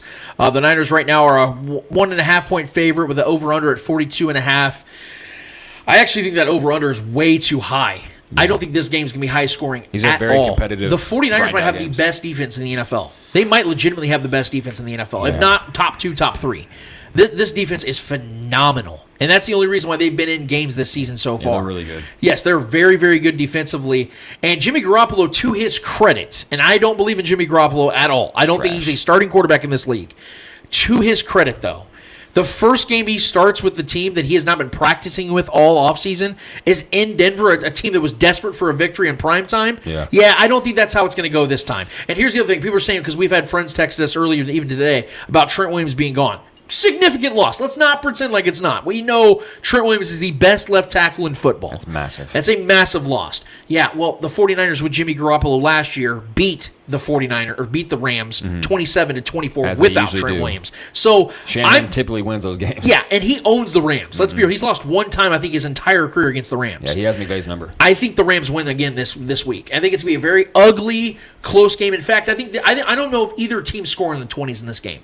I could see this game going like 17-16 or 19-17. It's going to be an ugly, low-scoring game because both these teams know each other so well. And as much as I love Matt Stafford, he has not looked good this year. I think he already leads the NFL in interceptions again.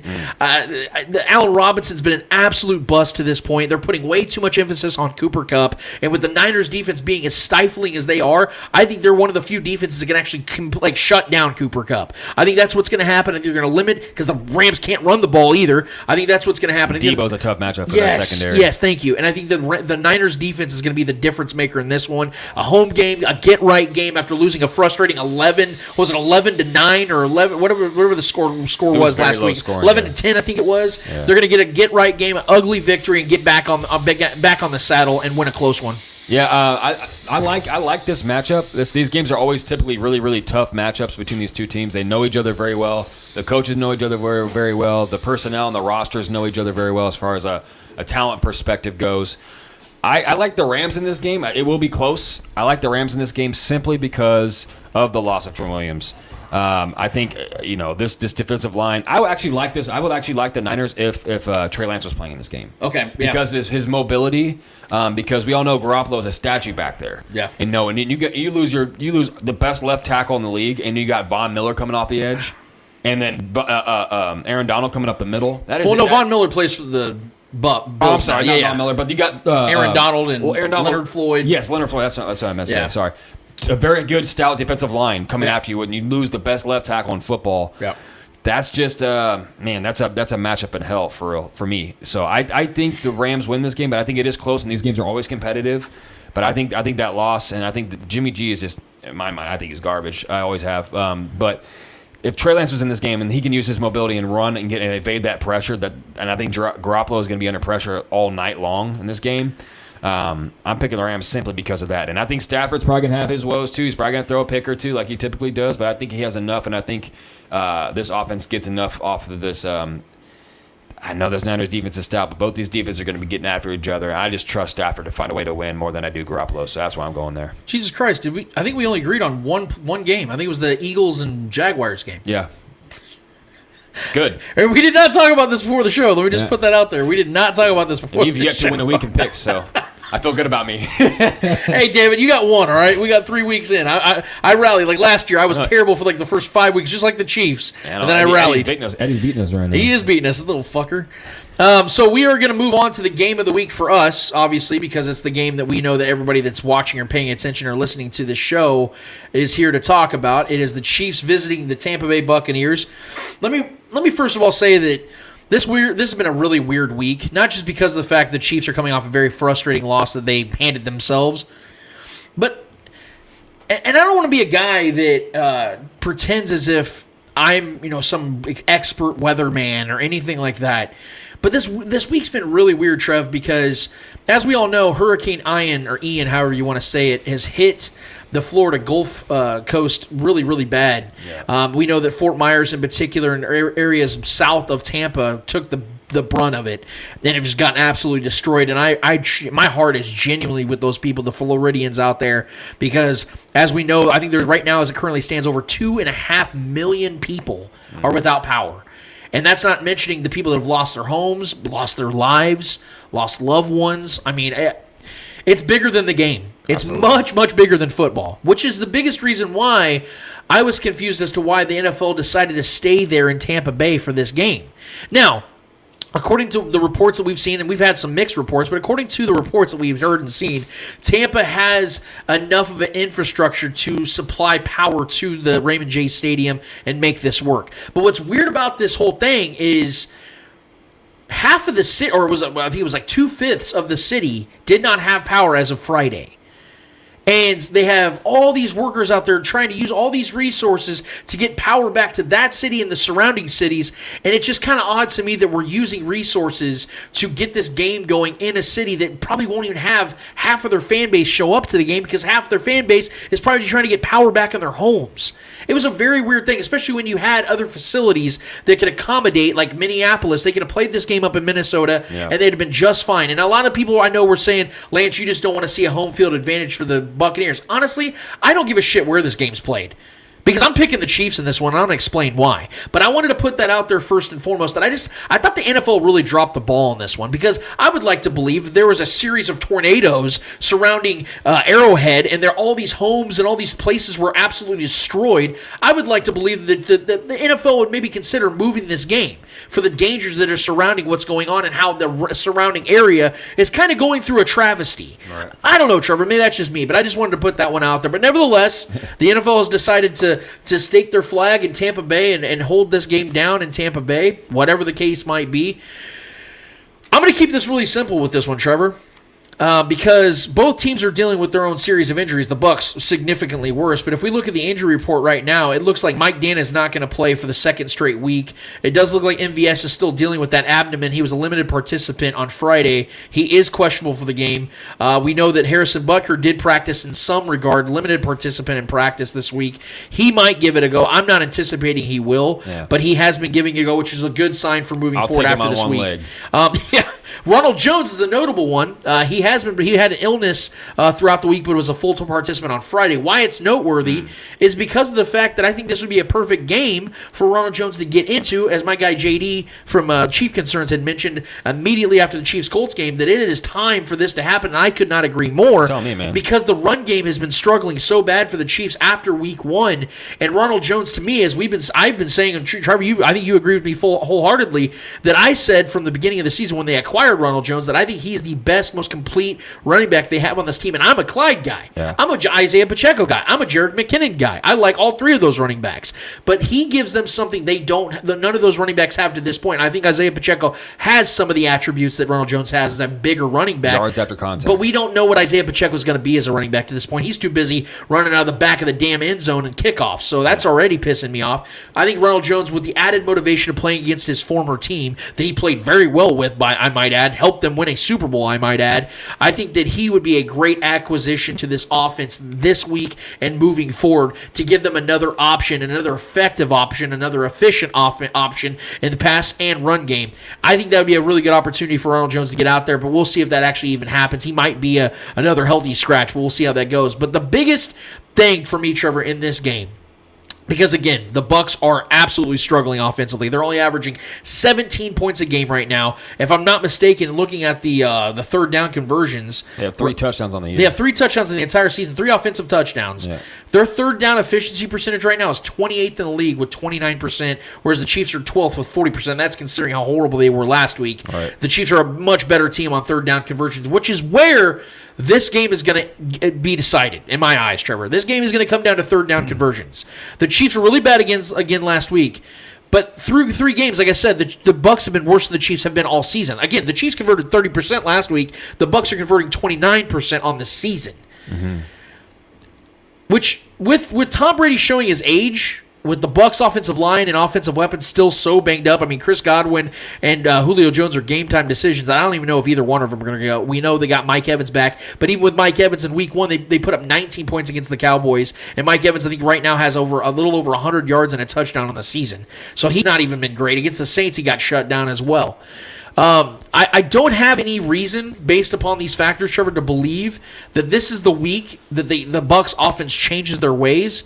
Especially when you consider the fact they're going against the Chiefs defense that, despite what my guy Shannon Sharp said on Undisputed on Friday, is a very, very good defense. In fact, the Chiefs have a top 10 defense when you consider that although they are right now currently allowing 22 points per game through 3 games, there is context to those to those points. Because here it is. 14 of the Cardinals' 21 points in Week 1's game came in the fourth quarter when the Chiefs were up 30 points. Garbage time.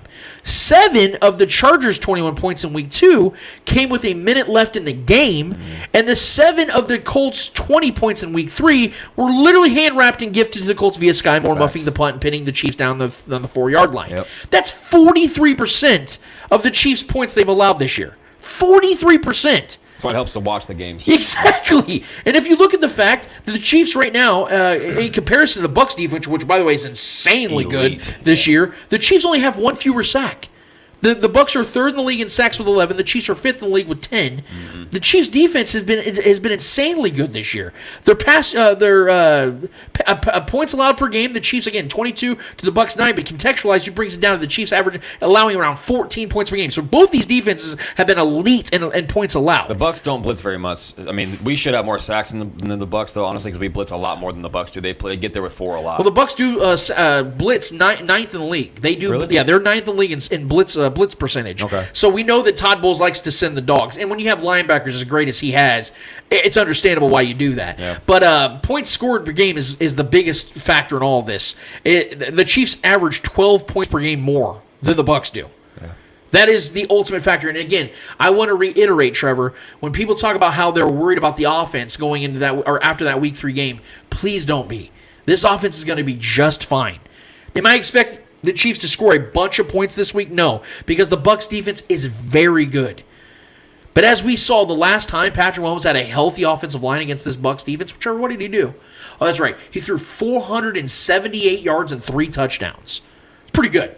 Yeah, Tyreek had like 200 receiving yards in the first half. 269 to be honest. So insane. I there is context to that as well. My point though is that Patrick Mahomes did whatever the hell he wanted to do against this defense, even as great as they were back in 2020, which you can make the case was even better back then than they are right now. He devastated that defense. Now, I do believe there are still growing pains for this offense. But again, when I look at the third down rates, and I see that even though the Chiefs were bad last week, the BUCS have been horrific all season. And you can't say it's because they've been missing Mike Evans, because again, he's played 2 of the 3 games so far this season. And the BUCS still played just as bad in those 2 weeks previous with Mike Evans than they did against the Packers last week. They can't even line up on time without getting delay a game penalty on a potential game-tying 2-point conversion. The offensive line is terrible. At home, no less, against the Packers team. Let's be real here. The BUCS defense played really good against the Aaron Rodgers last week. Dude, the first 3 possessions, Rodgers scored on back-to-back opening possessions, right? That's And then they fumbled on the 1-yard line. Yep. They would have been up 21. They'd have been up 21 points. So the first 3 drives, the Packers are doing whatever they want. No offense to Aaron Rodgers and his offense. They do not compare to what the Chiefs are as an offense right now. No offense to them. They are who they are. They're just not very good right now. Dunking and a nice throw downfield every once in a while. The Chiefs have a significantly more talented offense than the Packers do. So I'm not worried whether the offense is going to move the ball in this game. Are they going to score a bunch of points? No. But in my eyes, Trevor, if the Chiefs score over 20 points in this game, they're going to win this game. Yeah, if Romeo Doubs is going to go out there and ball out against the BUCS secondary, I mean, Travis Kelce and Juju better go out there and have a field day. Right, and again, let's contextualize this. The Chiefs have only allowed, like I said, around 14, 15 points, legitimate points per game this season. That's with Trent McDuffie missing 2.5 weeks, and he looked insanely good against the Cardinals. Didn't get targeted and they once. didn't have Willie Gay last week against the Colts, who's been maybe their best line. Well, Nick Bolton's by far their best linebacker, but Willie Gay's been really good this season so far. This Chiefs defense is for real. In my opinion, Trevor, I think they're going to make a much bigger statement against the BUCS offense than the BUCS offense will against the Chiefs defense. I think the Chiefs have advantages on both sides of the ball when you consider the matchup on the other side. I don't think the Chiefs defense has nearly as much of a challenge on the opposite eyes as the BUCS defense does against the Chiefs offense, even though the BUCS defense, in my eyes, is better than the Chiefs defense. The Chiefs offense is significantly better than the BUCS offense. That's what it's going to be the ultimate factor. So there's third down conversions on both sides of the ball. But I'll say this before you get to your thoughts, Trevor. And I hate to be that guy. I really, really, really do. So I know people are going to crush me for saying this, but I'm going to say it anyway because I truly, truly believe it. I'm really worried about the officiating in this game. I really am, dude. In fact, I'm more worried about the officiating in this game than I am the BUCS. And that is, I hate doing that. I really, really hate doing that because I think this game is won and lost by teams. But, man, we saw this in 2018 when the Rams had those fires in Los Angeles, and they had all this moving, and I support all that stuff, the donations and, all this stuff, the relief, because all these people lost their homes, and it was horrible. It was horrible what was going on in Los Angeles. And then you saw just the home cooking, man. Horrific penalty after horrific penalty. The damn umpire, the head umpire, was winking at Jared Goff when Andy Reid's pissed off on the sidelines when Jared Goff is walking towards him, talking shit. Yeah. And they're winking at him like, it's okay, we got this, and just absolutely jobbed the Chiefs in that game on those calls. Ironically enough, that was Bill Vinovich. You know who's headlining this game, Trevor? Bill Vinovich. I'm really worried. We're seeing Tom Brady on Twitter, posting the donation links and all this other stuff, and there's like this big movement going on for Tampa Bay, which is why I think the ultimate reason why the NFL decided to keep the game there is to utilize that as a platform to get those donations out there. And again, I support it. I'll probably donate money to it. I'm just very worried, man, that in a primetime game like this, we're going to see some horrific calls because we already know how this goes with Tom Brady. He already gets that benefit out, and you cannot deny that because in the matchups the Chiefs have had, they've had 5 matchups in the Patrick Mahomes era with Tom Brady. You know what the difference in penalties is, Trevor? 40-23. Yeah, I seen you post that. 40-23 in 5 games. Surprised there's no one. The Chiefs have almost averaged 10 penalties per game against Tom Brady. There was a game in 2018 in the Week 6 matchup in New England where the Patriots got 0 penalties. 0. You can't tell me you couldn't have caught one offensive lineman holding in that game. Give me a damn break. It was 5-0. So the Chiefs have had 17 more penalties in their 5 matchups, playoffs included, against Tom Brady in the Patrick Mahomes era. That is, dude, I'm telling you right now, that worries me so much more than the Buccaneers outscoring the Chiefs in this game because I don't think they can. I don't think that the Buccaneers have the offense that can score with the Chiefs. Even as good as the Bucs defense is, the Chiefs are going to find a way to score over 20 points in this game. I'm very, very worried we're going to see some bad penalties that are going to give the Bucs a serious advantage here. Maybe I'm wrong. I hope I'm wrong. But if this game is officiated evenly, Trevor, I think the Chiefs win by a couple scores. Yeah, I mean, I agree with you with the calls. I mean, but I'll say that I'll agree with that with the caveat that the Chiefs are already on high alert with penalties because of how the game ended last week with Chris Jones. So I think all the guys are going to be. I think that's something they probably harped on really heavily in the practice leading up to this game is watch for those kind of penalties. Don't make stupid. Regardless if you were in the right or wrong or it should have been called or if it was validated or not, keep yourself from those situations.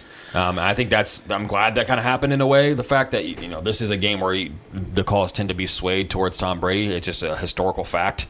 So I think the fact that we had to deal with that Chris Jones call might kind of put this team on high alert coaching-wise and personnel and player-wise to be very alert on those things and not have stupid unnecessary roughness and unsportsmanlike conduct kind of things happen. There's always going to be those phantom holding calls and things like that, or roughing the passer. That's going to, you touch Tom Brady's nipple or something, they're going to give you a call. So, this is a similar matchup to the Colts game. The teams are very similar. They're very bad offenses right now, but very stout defenses. This defense is even better than the Colts, and they're at home. So the BUCS are going to want to run Lenny. They're going to want to run Leonard Fournette out there and try to get him going and try to balance out this offense and take deep shots with Mike Williams every once in a while, or Mike Evans every once in a while.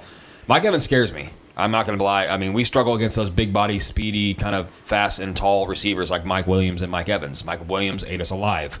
Was eating our guys alive. But granted, the coverage was there, but those tall guys like that, it's a tough matchup for any corner. And Tom Brady's got a great deep ball. If he gets a chance, and granted that O-line sucks, so it's up to our defensive line to get pressure on him, not give him time to make those throws. But I could see, the vintage Tom Brady offense, run, set up the play action, and then take a deep shot with Mike Evans, and then it's a wrap. That's tough. He's tough to cover. So if we contain Mike Evans and get after Tom Brady, we can allow Lenny to run here and there. Play a little soft in the middle. If he gets, a few yards here and there, let Lenny run every once in a while, but just don't get beat over the top by Mike Evans. I'm good with that. Yeah. Don't let Tom Brady get those play action plays because that's when he gets rolling and that's when that offense is tough. But they've yet to show that this year, so I don't believe in them yet until I see it. And our defense, I believe in so far. I think we were going to get after him. I think Chris Jones is very much a response game from what he did. I think he felt he cost the game last week, and I think he's going to carry that weight into this one. So that's great momentum and motivation for him. I think this is the game where George Karlaftis gets his first sack. I know you called that last week, but I think this is the game. I think this O-line is horrible. Yeah. I think this is going to be a game where he gets in there and, Tom Brady's going to be worried about Dunlap because Dunlap has kind of been the guy on film really, really popping off on the edge. And he's been the guy that's really been collecting the sacks so far, but I think this is a game where he gets off the schneid and gets his first sack on Tom Brady. He's been collecting sacks as well. So, this is my main thing, man. I just want to see Patrick Mahomes be efficient. We all know what he can do. We all know how great he is off script when the play breaks down, and there's going to be pressure. But this O-line and this offense has got to show me something. I'm tired of seeing the last 2 weeks of this O-line just getting obliterated.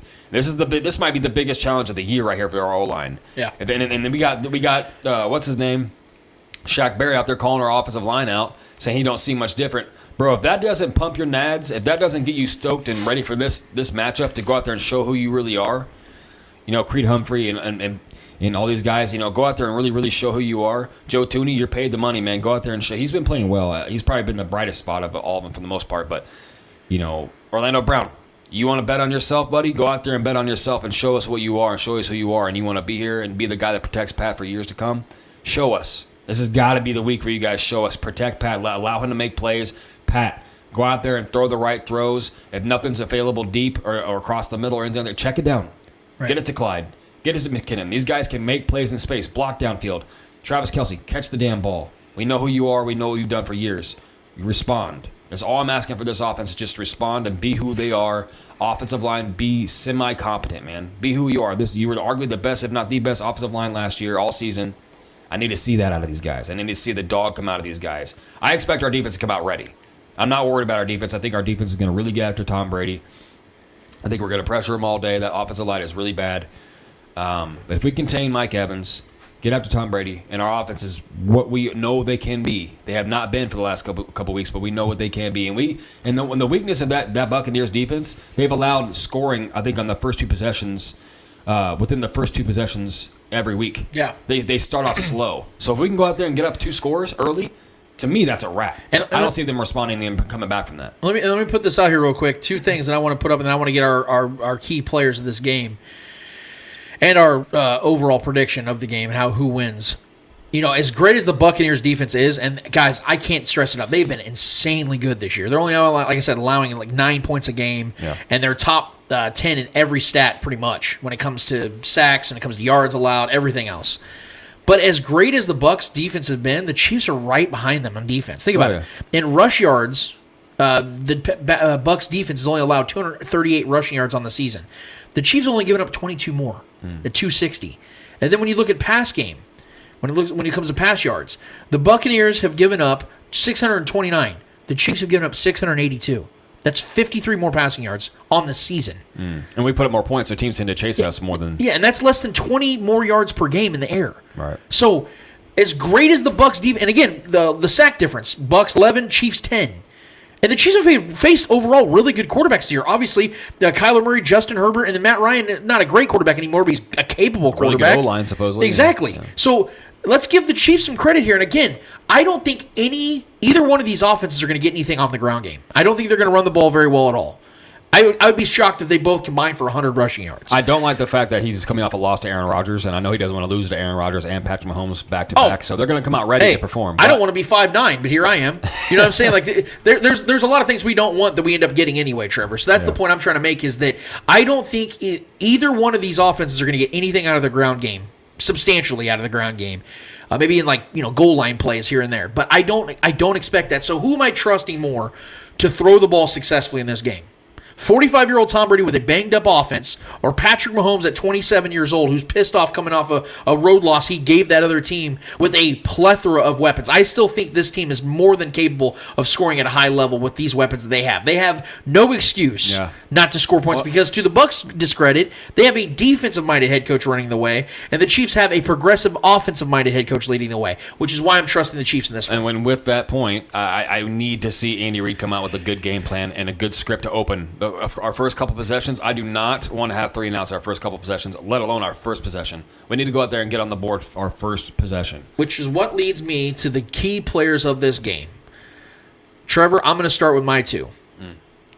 And my first is going to it leads to what you just said. It segues from what you just said, but it's not a player. It's Andy Reid. That's my first, because of the fact that after a loss like this, knowing who you're now going up against, knowing what this game means for legacy purposes, and not to mention the fact that you can't afford to lose another game and hope the Bills lose another game. It's also the fact that I think that Andy Reid is this is what I've been putting faith in him this whole time. Going into this season, before the season ever started, I said coaching is what's going to separate the Chiefs from everybody else. Coaching and head and quarterback. I believe Patrick Mahomes is going to have a good game in this week. I don't think he's going to have 500 yards and 5 touchdowns, but I could very well see him having anywhere from 280 to 330 passing yards and 3 touchdowns. I could literally see that, because the one thing I think that you can beat the BUCS in is in the pass game. And if they decide to blitz Patrick, that's their grave right there. Yeah. That's their death note right there. So they better not blitz. And in fact, I think that Todd Bowles is going to take a step back and try to play that cover 8. But I like it because this offense, the Chiefs' offense, is built to play underneath now. And I think Patrick Mahomes is going to be a little bit more patient in this game and not to try to have those big 60-yard bombs in this game. I think that he's going to try to cut them 1,000 times to kill them. I think Andy Reid's going to have this team focused, ready to go. I think Dave Tobe, the coaching staff, all these guys are going to be focused and have this team with a great game plan going on the road against a big, worthy opponent. And I think he's my biggest guy on that one. And the second guy on the defensive side is going to be Justin Reid. I think Justin Reid is the guy that's going to make a big play against Tom Brady. I think he picks him off in this game. I think there's going to be a play in the middle of the field where Tom Brady's going to be driving, and it looks like the BUCS can get some momentum going on the offensive side. Pressure coming from either Chris Jones, Karlaftis, whoever it is that gets in the backfield. L'Jarius Sneed's been balling out this season. Maybe it's a safety blitz that, Spags likes to mix those in every once in a while. Pressure, Tom throws an arm punt, Justin Reid gets it, and it just kills the momentum that the BUCS have in that game. And I think the Chiefs are going to benefit off of Andy Reid's leadership as the head coach, Justin Reid being this big offseason acquisition to replace Tyrann Mathieu. I think he stakes his flag as that guy, as that new fan favorite, makes a big play in this game defensively and shows why this defense and why this team as a whole needs to be taken seriously. Those are my 2 key guys in this game. Trevor, who are yours? Yeah, so offensively, Juju started kind of getting some rhythm going last week. It was good to see him going because the week before that he was a no-show pretty much. I like his matchup in this game. Granted, I know as stout and as strong as his secondary has been, he's a guy that's good at getting separation. He's good at finding plays over the middle in those soft spots sometimes of the defense. So if they play a little bit of his own, I think he's going to be able to be a guy that Patrick's going to find over the middle a couple times, and he's going to create some plays. And I think he scores. Yep. I think he's going to be a guy that finally gets into the end zone. He needs his game. I think this is a great opportunity because I think that defense is really going to be swarming Kelsey. Granted, Kelsey's probably still going to at least get 60 to 80 receiving yards, maybe a touchdown possibly. But I know that defense is really going to be focusing on, especially the safeties. They're really going to be honing in on Kelsey, trying to keep him out of the game because I think the league thinks if you stop Kelsey, you stop this offense, and I think that's going to be leaking opportunities for Juju here. And if MVS doesn't play, I think Watson might get in play. We'll see how that goes. But I think this is a Juju game. I think Pat really makes an emphasis to find him over the middle a few times, up the seam, things like that, to get him more involved. Because I saw that later on in the game last week, and I think he looks good. He's got to get him the ball. He's very good with the ball in his hands. Not the fastest guy, but he's slippery, and he's good and he's very strong. So I think that could be a mismatch there in that secondary and on the soft spots of that defense. Defensively, it's George Karlaftis. I think this is the game, like I said. I think he gets a sack here. I would like him to get a sack and a half or 2. That'd be great. But I think he gets that sack, his first sack of the season here. He's been getting the pressures. He's been looking really good. He's been living in the backfield a lot. Just the other guys have been feeding off of that. So I think this is where this offensive line is so broken right now. I think Tom Brady's a statue. He's been a statue his whole career. He's not a guy that can evade pressure very well. So I think George Karlaftis finally goes in there and gets it. And I'm going to be very happy when he does. So you have Juju and George, and I have the Reeds. I like it. Trevor, who wins this game? I'm taking the Chiefs 21-17. Okay. I think it's going to be a close game. I don't. 17 is a push for that BUCS defense, but there is always garbage time, and I see that being the play. I think we'll be up by at least 10, and they'll be they'll have a late touchdown that doesn't really matter because we're up comfortably by double digits, and they end up making it look closer than it was. But the Chiefs 21-17. Yeah, I have the Chiefs right under their scoring total this year. I have the Chiefs winning this game, and I do think I'm going to take it a little step further. Trevor. I think the Chiefs win this game by double digits because of the fact they are the better overall team with a lot riding on this game. Because I think this game matters more to the Chiefs than it does the BUCS because the BUCS not only play in the NFC, but they're playing an NFC South that has been. I was big on the Saints this year. I'm still going to hold on to that, but this NFC South is horrible. The Panthers are an absolute disappointment. The Falcons play good, but they're not a good team. You know, that makes sense. Like, they play well for like 3.5 quarters and end up finding a way to lose. That's the kind of team they are. Right. I think the Bucs know that they're playing with house money this season. They can still afford to lose a couple games like that. Not that they're going to go into this game like that, but the Chiefs have a lot riding into this game because they can't afford to lose games at any magnitude, no matter if it's an AFC or NFC opponent. Yep. I think the Chiefs go in there as focused they have been all season since at least week 1. I think they go in there and they score 27 points, and I think they hold the Bucs to 1 touchdown. I think the Bucs score 16 total, but they only get field goals. I think they're going to get 1 touchdown and a couple of field goals, but I think the Chiefs are going to be the ones that hold that ride the momentum of this game throughout. I think the Bucs offense is going to continue to struggle. I have no reason to believe they're going to turn it around against a tough Chiefs defense like they are, because this Chiefs defense is the best they've had in 6 years. I really believe this is the best defense they've had in the Patrick Mahomes era. Which is a surprise, man, because I remember when we first started, talking about this in the offseason leading into the year, that there was going to be some mistakes in this defense, some of these rookies were going to let us down. It hasn't really been the case. Not at all. You know what I mean? McDuffie's down right now. That sucks, but I mean, he was looking good. This defense has hit the ground running. Yes. It's been the offense has kind of been a little underwhelming at points, and our defense has been so stout, and kudos to Spags. Yes, I just want to say absolutely. That. Kudos to Spags. He's got these we young criticize guys, him. He's got these young guys in the right place at the right time making plays. His defensive line is He's getting adjusted. there. He's Chris adjusted. Jones has been like you got to give. You're right, Trevor. You got to give Spags credit here because we've known he's always been the guy that's been so stubborn and hell-bent on holding on to veterans. Like, Ben Neiman and Dan Sorensen, I know what I'm getting out of them, and they're just getting destroyed out there. Now he's got these young, more athletic guys, more impressionable guys that he's utilizing, and it's working. It's working. L'Jarius Sneed looks like he's taking the next step. He's been great this year so far. Chris Jones is through 3 games last year, Trevor. Yeah. Through 3 games last year, the Chiefs were giving up 32 points per game. We're giving up over 160 rushing yards. They gave up 7 total rushing touchdowns through 3 games last year. This year, they're giving up 86 rushing yards. They're only allowing 22 points per game. But again, that's context. We know the context to it. And they've only given up 1 rushing touchdown. Think about that. We're getting pressure. And they're playing an offense, and now they're playing an offense that can't run the ball. Right. So I think the Chiefs are going to really try to. They're going to try. Lenny is dangerous, but Nick he's also Bolton, banged up. We should have talked about Nick Bolton because I think he's going to be a massive he's factor every again. Guy, though. He's racking up He's tackles and making big plays. Yeah. I think he's going to wreak havoc on that run defense. I think Chris Jones is going to make Tom Brady's life a living hell.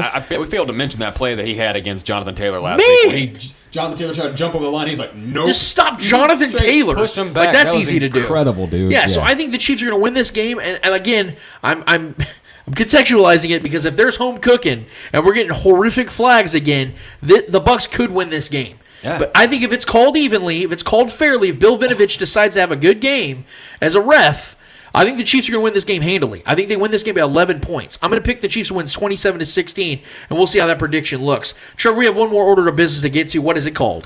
Hold this L. Each and every week, we finish off each and every episode with a series of L's in the world of sports. Whether those L's are friendly L's or not so friendly L's in the world of sports, we promise you, who is ever holding those L's in the world of sports deserve those L's in the world of sports. Trevor Twidwell, who's holding the L for you this week? All right, so all my Kansas residents and anybody who even lives outside of Kansas have to pay some respect to what the Jayhawks are doing in the football world right now.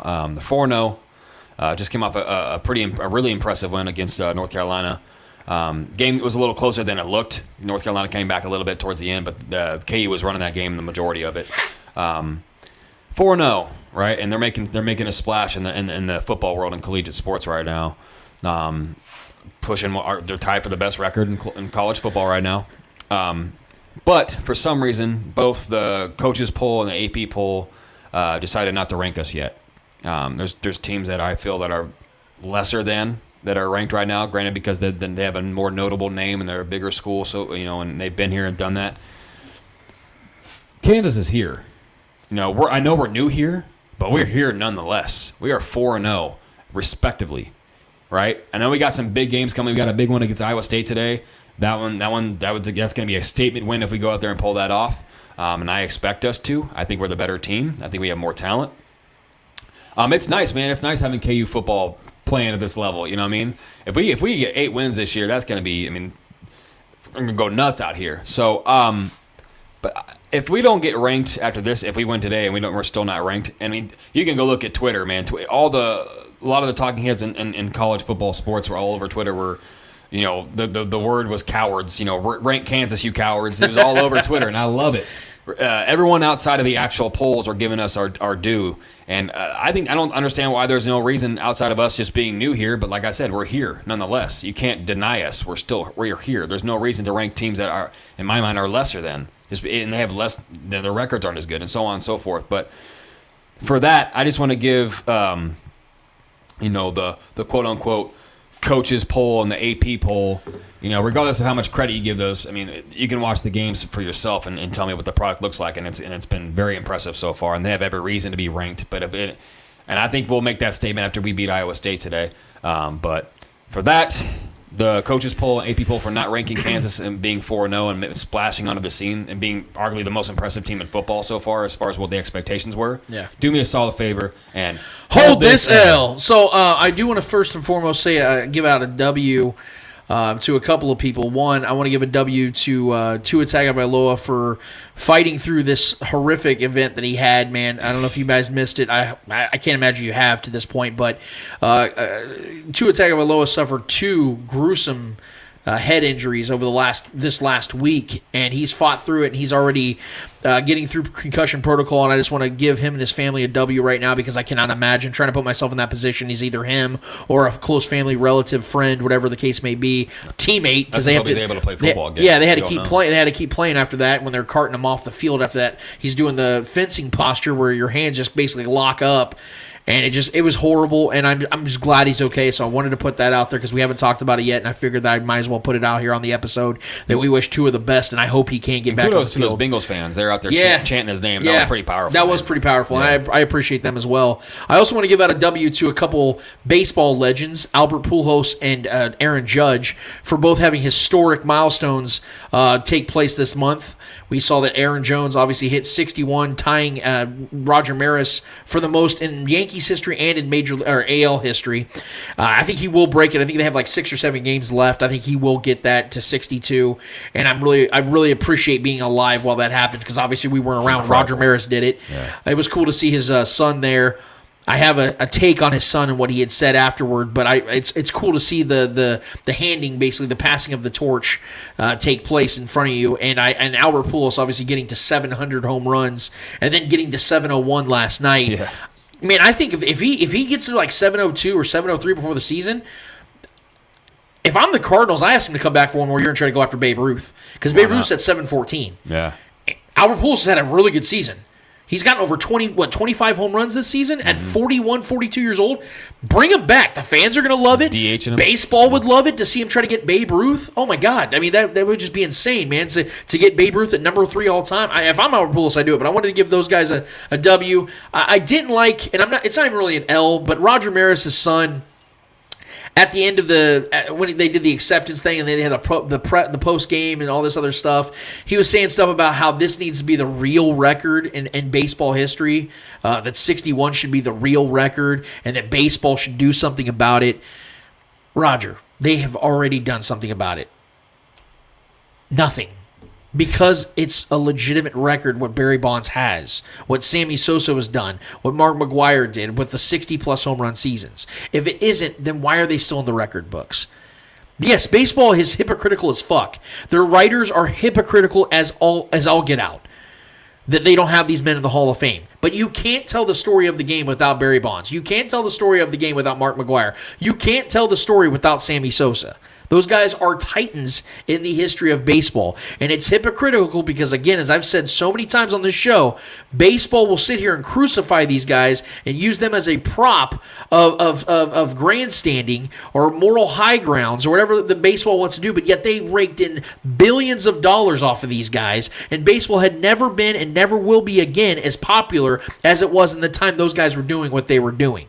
Barry Bonds is the greatest player in the history of baseball, whether people like that or not. He's also the greatest home run hitter in the history of baseball, whether people like it or not. So his records will stand. And baseball even knows that, as dumb as they are at times, they know that. So Roger Maris Jr., I appreciate you and everything, bro, but you might want to go have a seat because you're just making yourself look dumb in a moment that you should be praising Aaron Judge for what he's doing, not bringing attention, negative lights, and negative attention, something that didn't need that. It's just absolutely ridiculous. To get out of the way, bro. You don't got to bring someone else down it's ridiculous. To bring someone else up. Where my L is going is about as obvious as it gets, and it's something Trevor briefly alluded to before, and I'm glad he let me have this platform and opportunity to do it because I'm going to do it. We all know that the paper industry, newspaper industry are all dying because we've moved to digital, we've moved to everything online. And so we know that we also live in a time when everything is about clicks. Everything is about saying something that's going to get people's attention. And it's gotten so bad that people now, in both the newspaper industry and in the clickbait industry, have gone so far as to sell their soul and their integrity for said clicks. And it hits right here in Kansas City. Therese Paylor, Sam Mellinger, Joel Poznansky, even Jason Whitlock led the way for the Kansas City Star for a long time. And they were the big fish in this very small pond for a very long time. In fact, as long as I can remember, the Kansas City Star was where you go to for great stories, breaking news, whatever the case may be when in the sports realm and here in Kansas City. You went to the Kansas City Star. And how far they have fallen so badly that yesterday at 5:40 a.m., which is not coincidental whatsoever, the Kansas City Star posted an opinion piece from some dipshit. I'm not going to give his credence or his name out, but he's from Illinois. They posted an opinion piece that has the caption, quote, "He's a great quarterback, sure, but he only cares about how he looks, not his team. The Chiefs' Patrick Mahomes always keeps his eye on what he cares about most, himself." And thanks to my guy, Real Bird Lawyer on Twitter, he posted, because he did the click for all of us, so we didn't have to do it. He has a little snippet, and it's not even a big, I think it's like 75 total words this guy puts into this damn thing. But this is the part that our guy, Real Bird Lawyer, put out there. This is the piece that everybody needs to pay attention to. In this article, it says, he puts the I in team. "After watching the Kansas City Chiefs for the past 2 years, I think it's clear that Patrick Mahomes is not a team player. He doesn't care if his team wins or loses. All he cares about is how he looks. It's beginning to look very obvious. He's a good quarterback, but really doesn't care about his team as a whole." Does anybody out there follow like The Onion or like Ballsack Sports or any of those like satire pages? Because that is literally what you would get out of that. Because those pages bank on something that is so ridiculously stupid. And we all know we can just sit back and put our heads back and laugh Satire. at. Because it's so much, it's clearly comedy. That is literally what this is. But no, the Kansas City Star decided to use this as actual journalism. And it's funny that they have guys after Brittany Mahomes, Patrick Mahomes' wife, his agent, his father, his godfather, all these other people have come out and directly attacked this article. We have people on the editorial board of the Kansas City Star coming out and saying, well, it's just an opinion piece. Motherfucker. This is not something you should put on your platform because it is egregious, it is disgusting, and quite frankly, it is fucking dumb. Do I even really need to attack this? Do I really need to go into this and say why it's absolutely ridiculous that anybody would ever put this opinion out there? And if it's some jackass on Twitter or social media, no one's paying attention. But the once great Kansas City Star puts this on their platform, which means they're condoning this type of ignorance, this type of foolishness. And they're doing it for one fucking reason. To get clicks. Desperation. That's how bad it's gotten for the Kansas City Star, who used to have Therese Paylor, Sam Mellinger, Joel Poznansky. They used to have some of the greatest writers in all of American sports. And this is what it's come to. I want to play something in response to this article. Two things, actually, I want to play. Because it's important to me that we get this across. And it's important that people know what Patrick Mahomes truly is if they actually want to believe this bullshit. This is Patrick Mahomes after he accepts his MVP honors. And this is in 2018, by the way, after he won his MVP.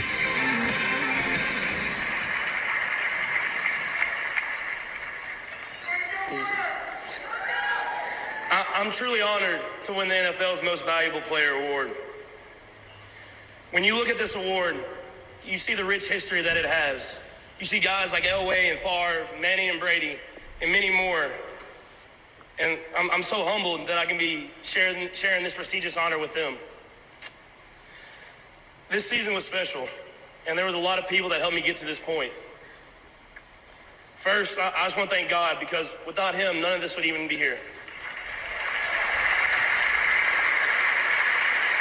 Next, I want to thank my family, my mom and dad, my brother and sister who aren't here, and my rock, Brittany, who keeps this show rolling every single day.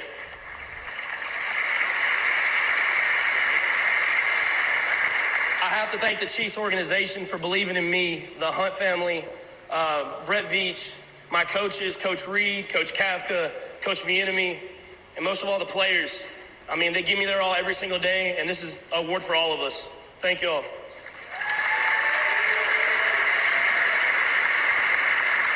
Last, I want to thank Chiefs Kingdom. Exactly. Your passion and love is unmatched. You're here no matter when and where. This is just the beginning. We have a long ways to go. Thank you. I also want to play one more thing, and it's actually a lot shorter, but it's something else. This is after, because I'm playing stuff after Patrick Mahomes' greatest feats as an NFL player, and what the first words that are coming out of his mouth when he talks about these things. This is after Patrick Mahomes wins his first Super Bowl, in Super Bowl 54. I mean, there's several guys that can be the face of the NFL. I mean, I think that's just with the NFL and how good the play is, the quarterback play. I mean, guys can come in year out and go out there and play great football. I mean, Lamar was the unanimous MVP last night, and he had one of the best seasons of all time as a quarterback position. And so there's guys like that, it seems like every single year, a lot of young quarterbacks still, a lot of veteran guys that are playing at a very high level. And so I just try to be the best Patrick Mahomes I can be and try to win football games with the guys I have around me. This is after Patrick Mahomes wins his MVP.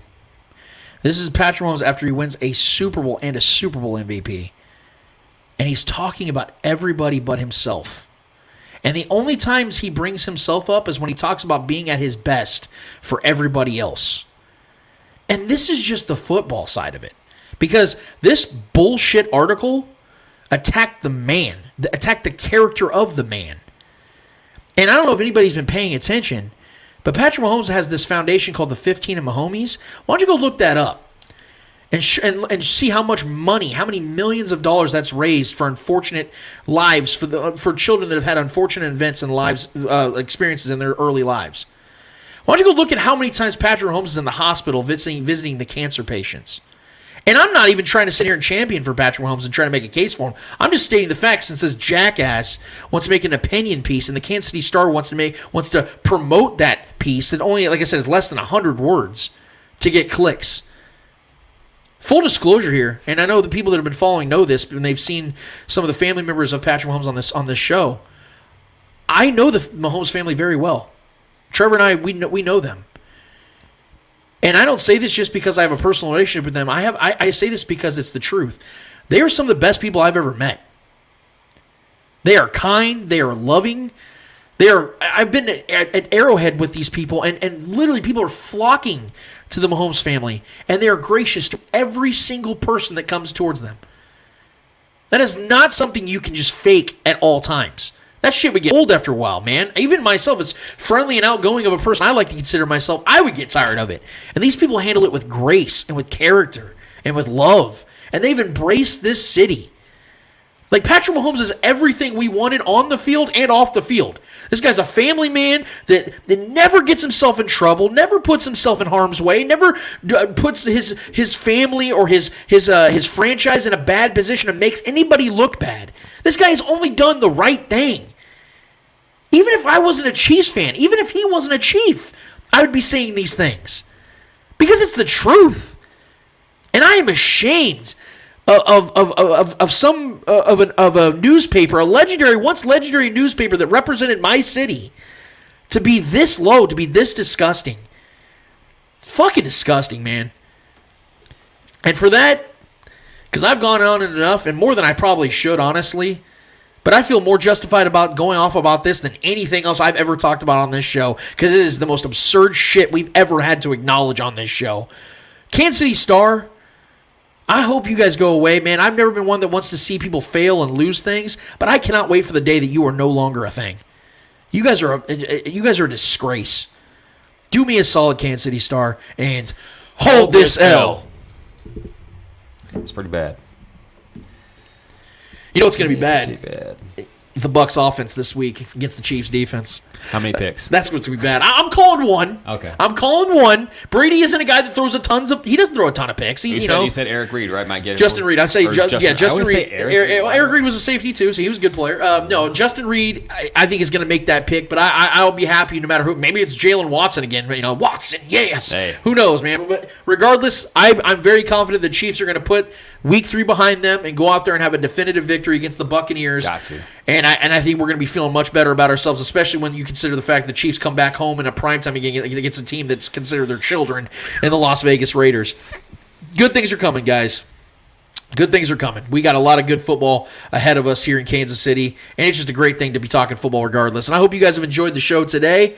We got a lot to get to. If you've not already, like I said at the top of the show, I'll say at the bottom of the show, go ahead and hit subscribe on our YouTube channel. We'd really appreciate it, man. We're trying to grow that thing as much as we can. We also have our shirts out there as well. If you guys want to buy it, it's on all of our platforms. You can find them right there. All the links are on there. We have 2 shirts available right now. We will have more as the time goes on. But again, I appreciate all you guys for what you do already for us, and we continue to grow this thing. And we appreciate Starcade Media for allowing us to use their platforms and post our shows on there.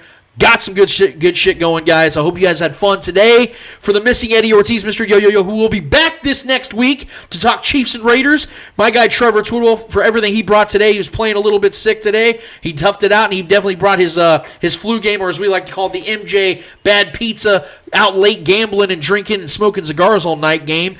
We are appreciative of all you guys. For Clay Windler, who puts all this stuff together on the back end, as our producer. We can't do it without him. And for everybody else that puts this together, I am Lance Twidwell. Episode 186 of the Spoken Podcast is done, finished, and finito. And until we're here for 187, we out of this bitch. Later.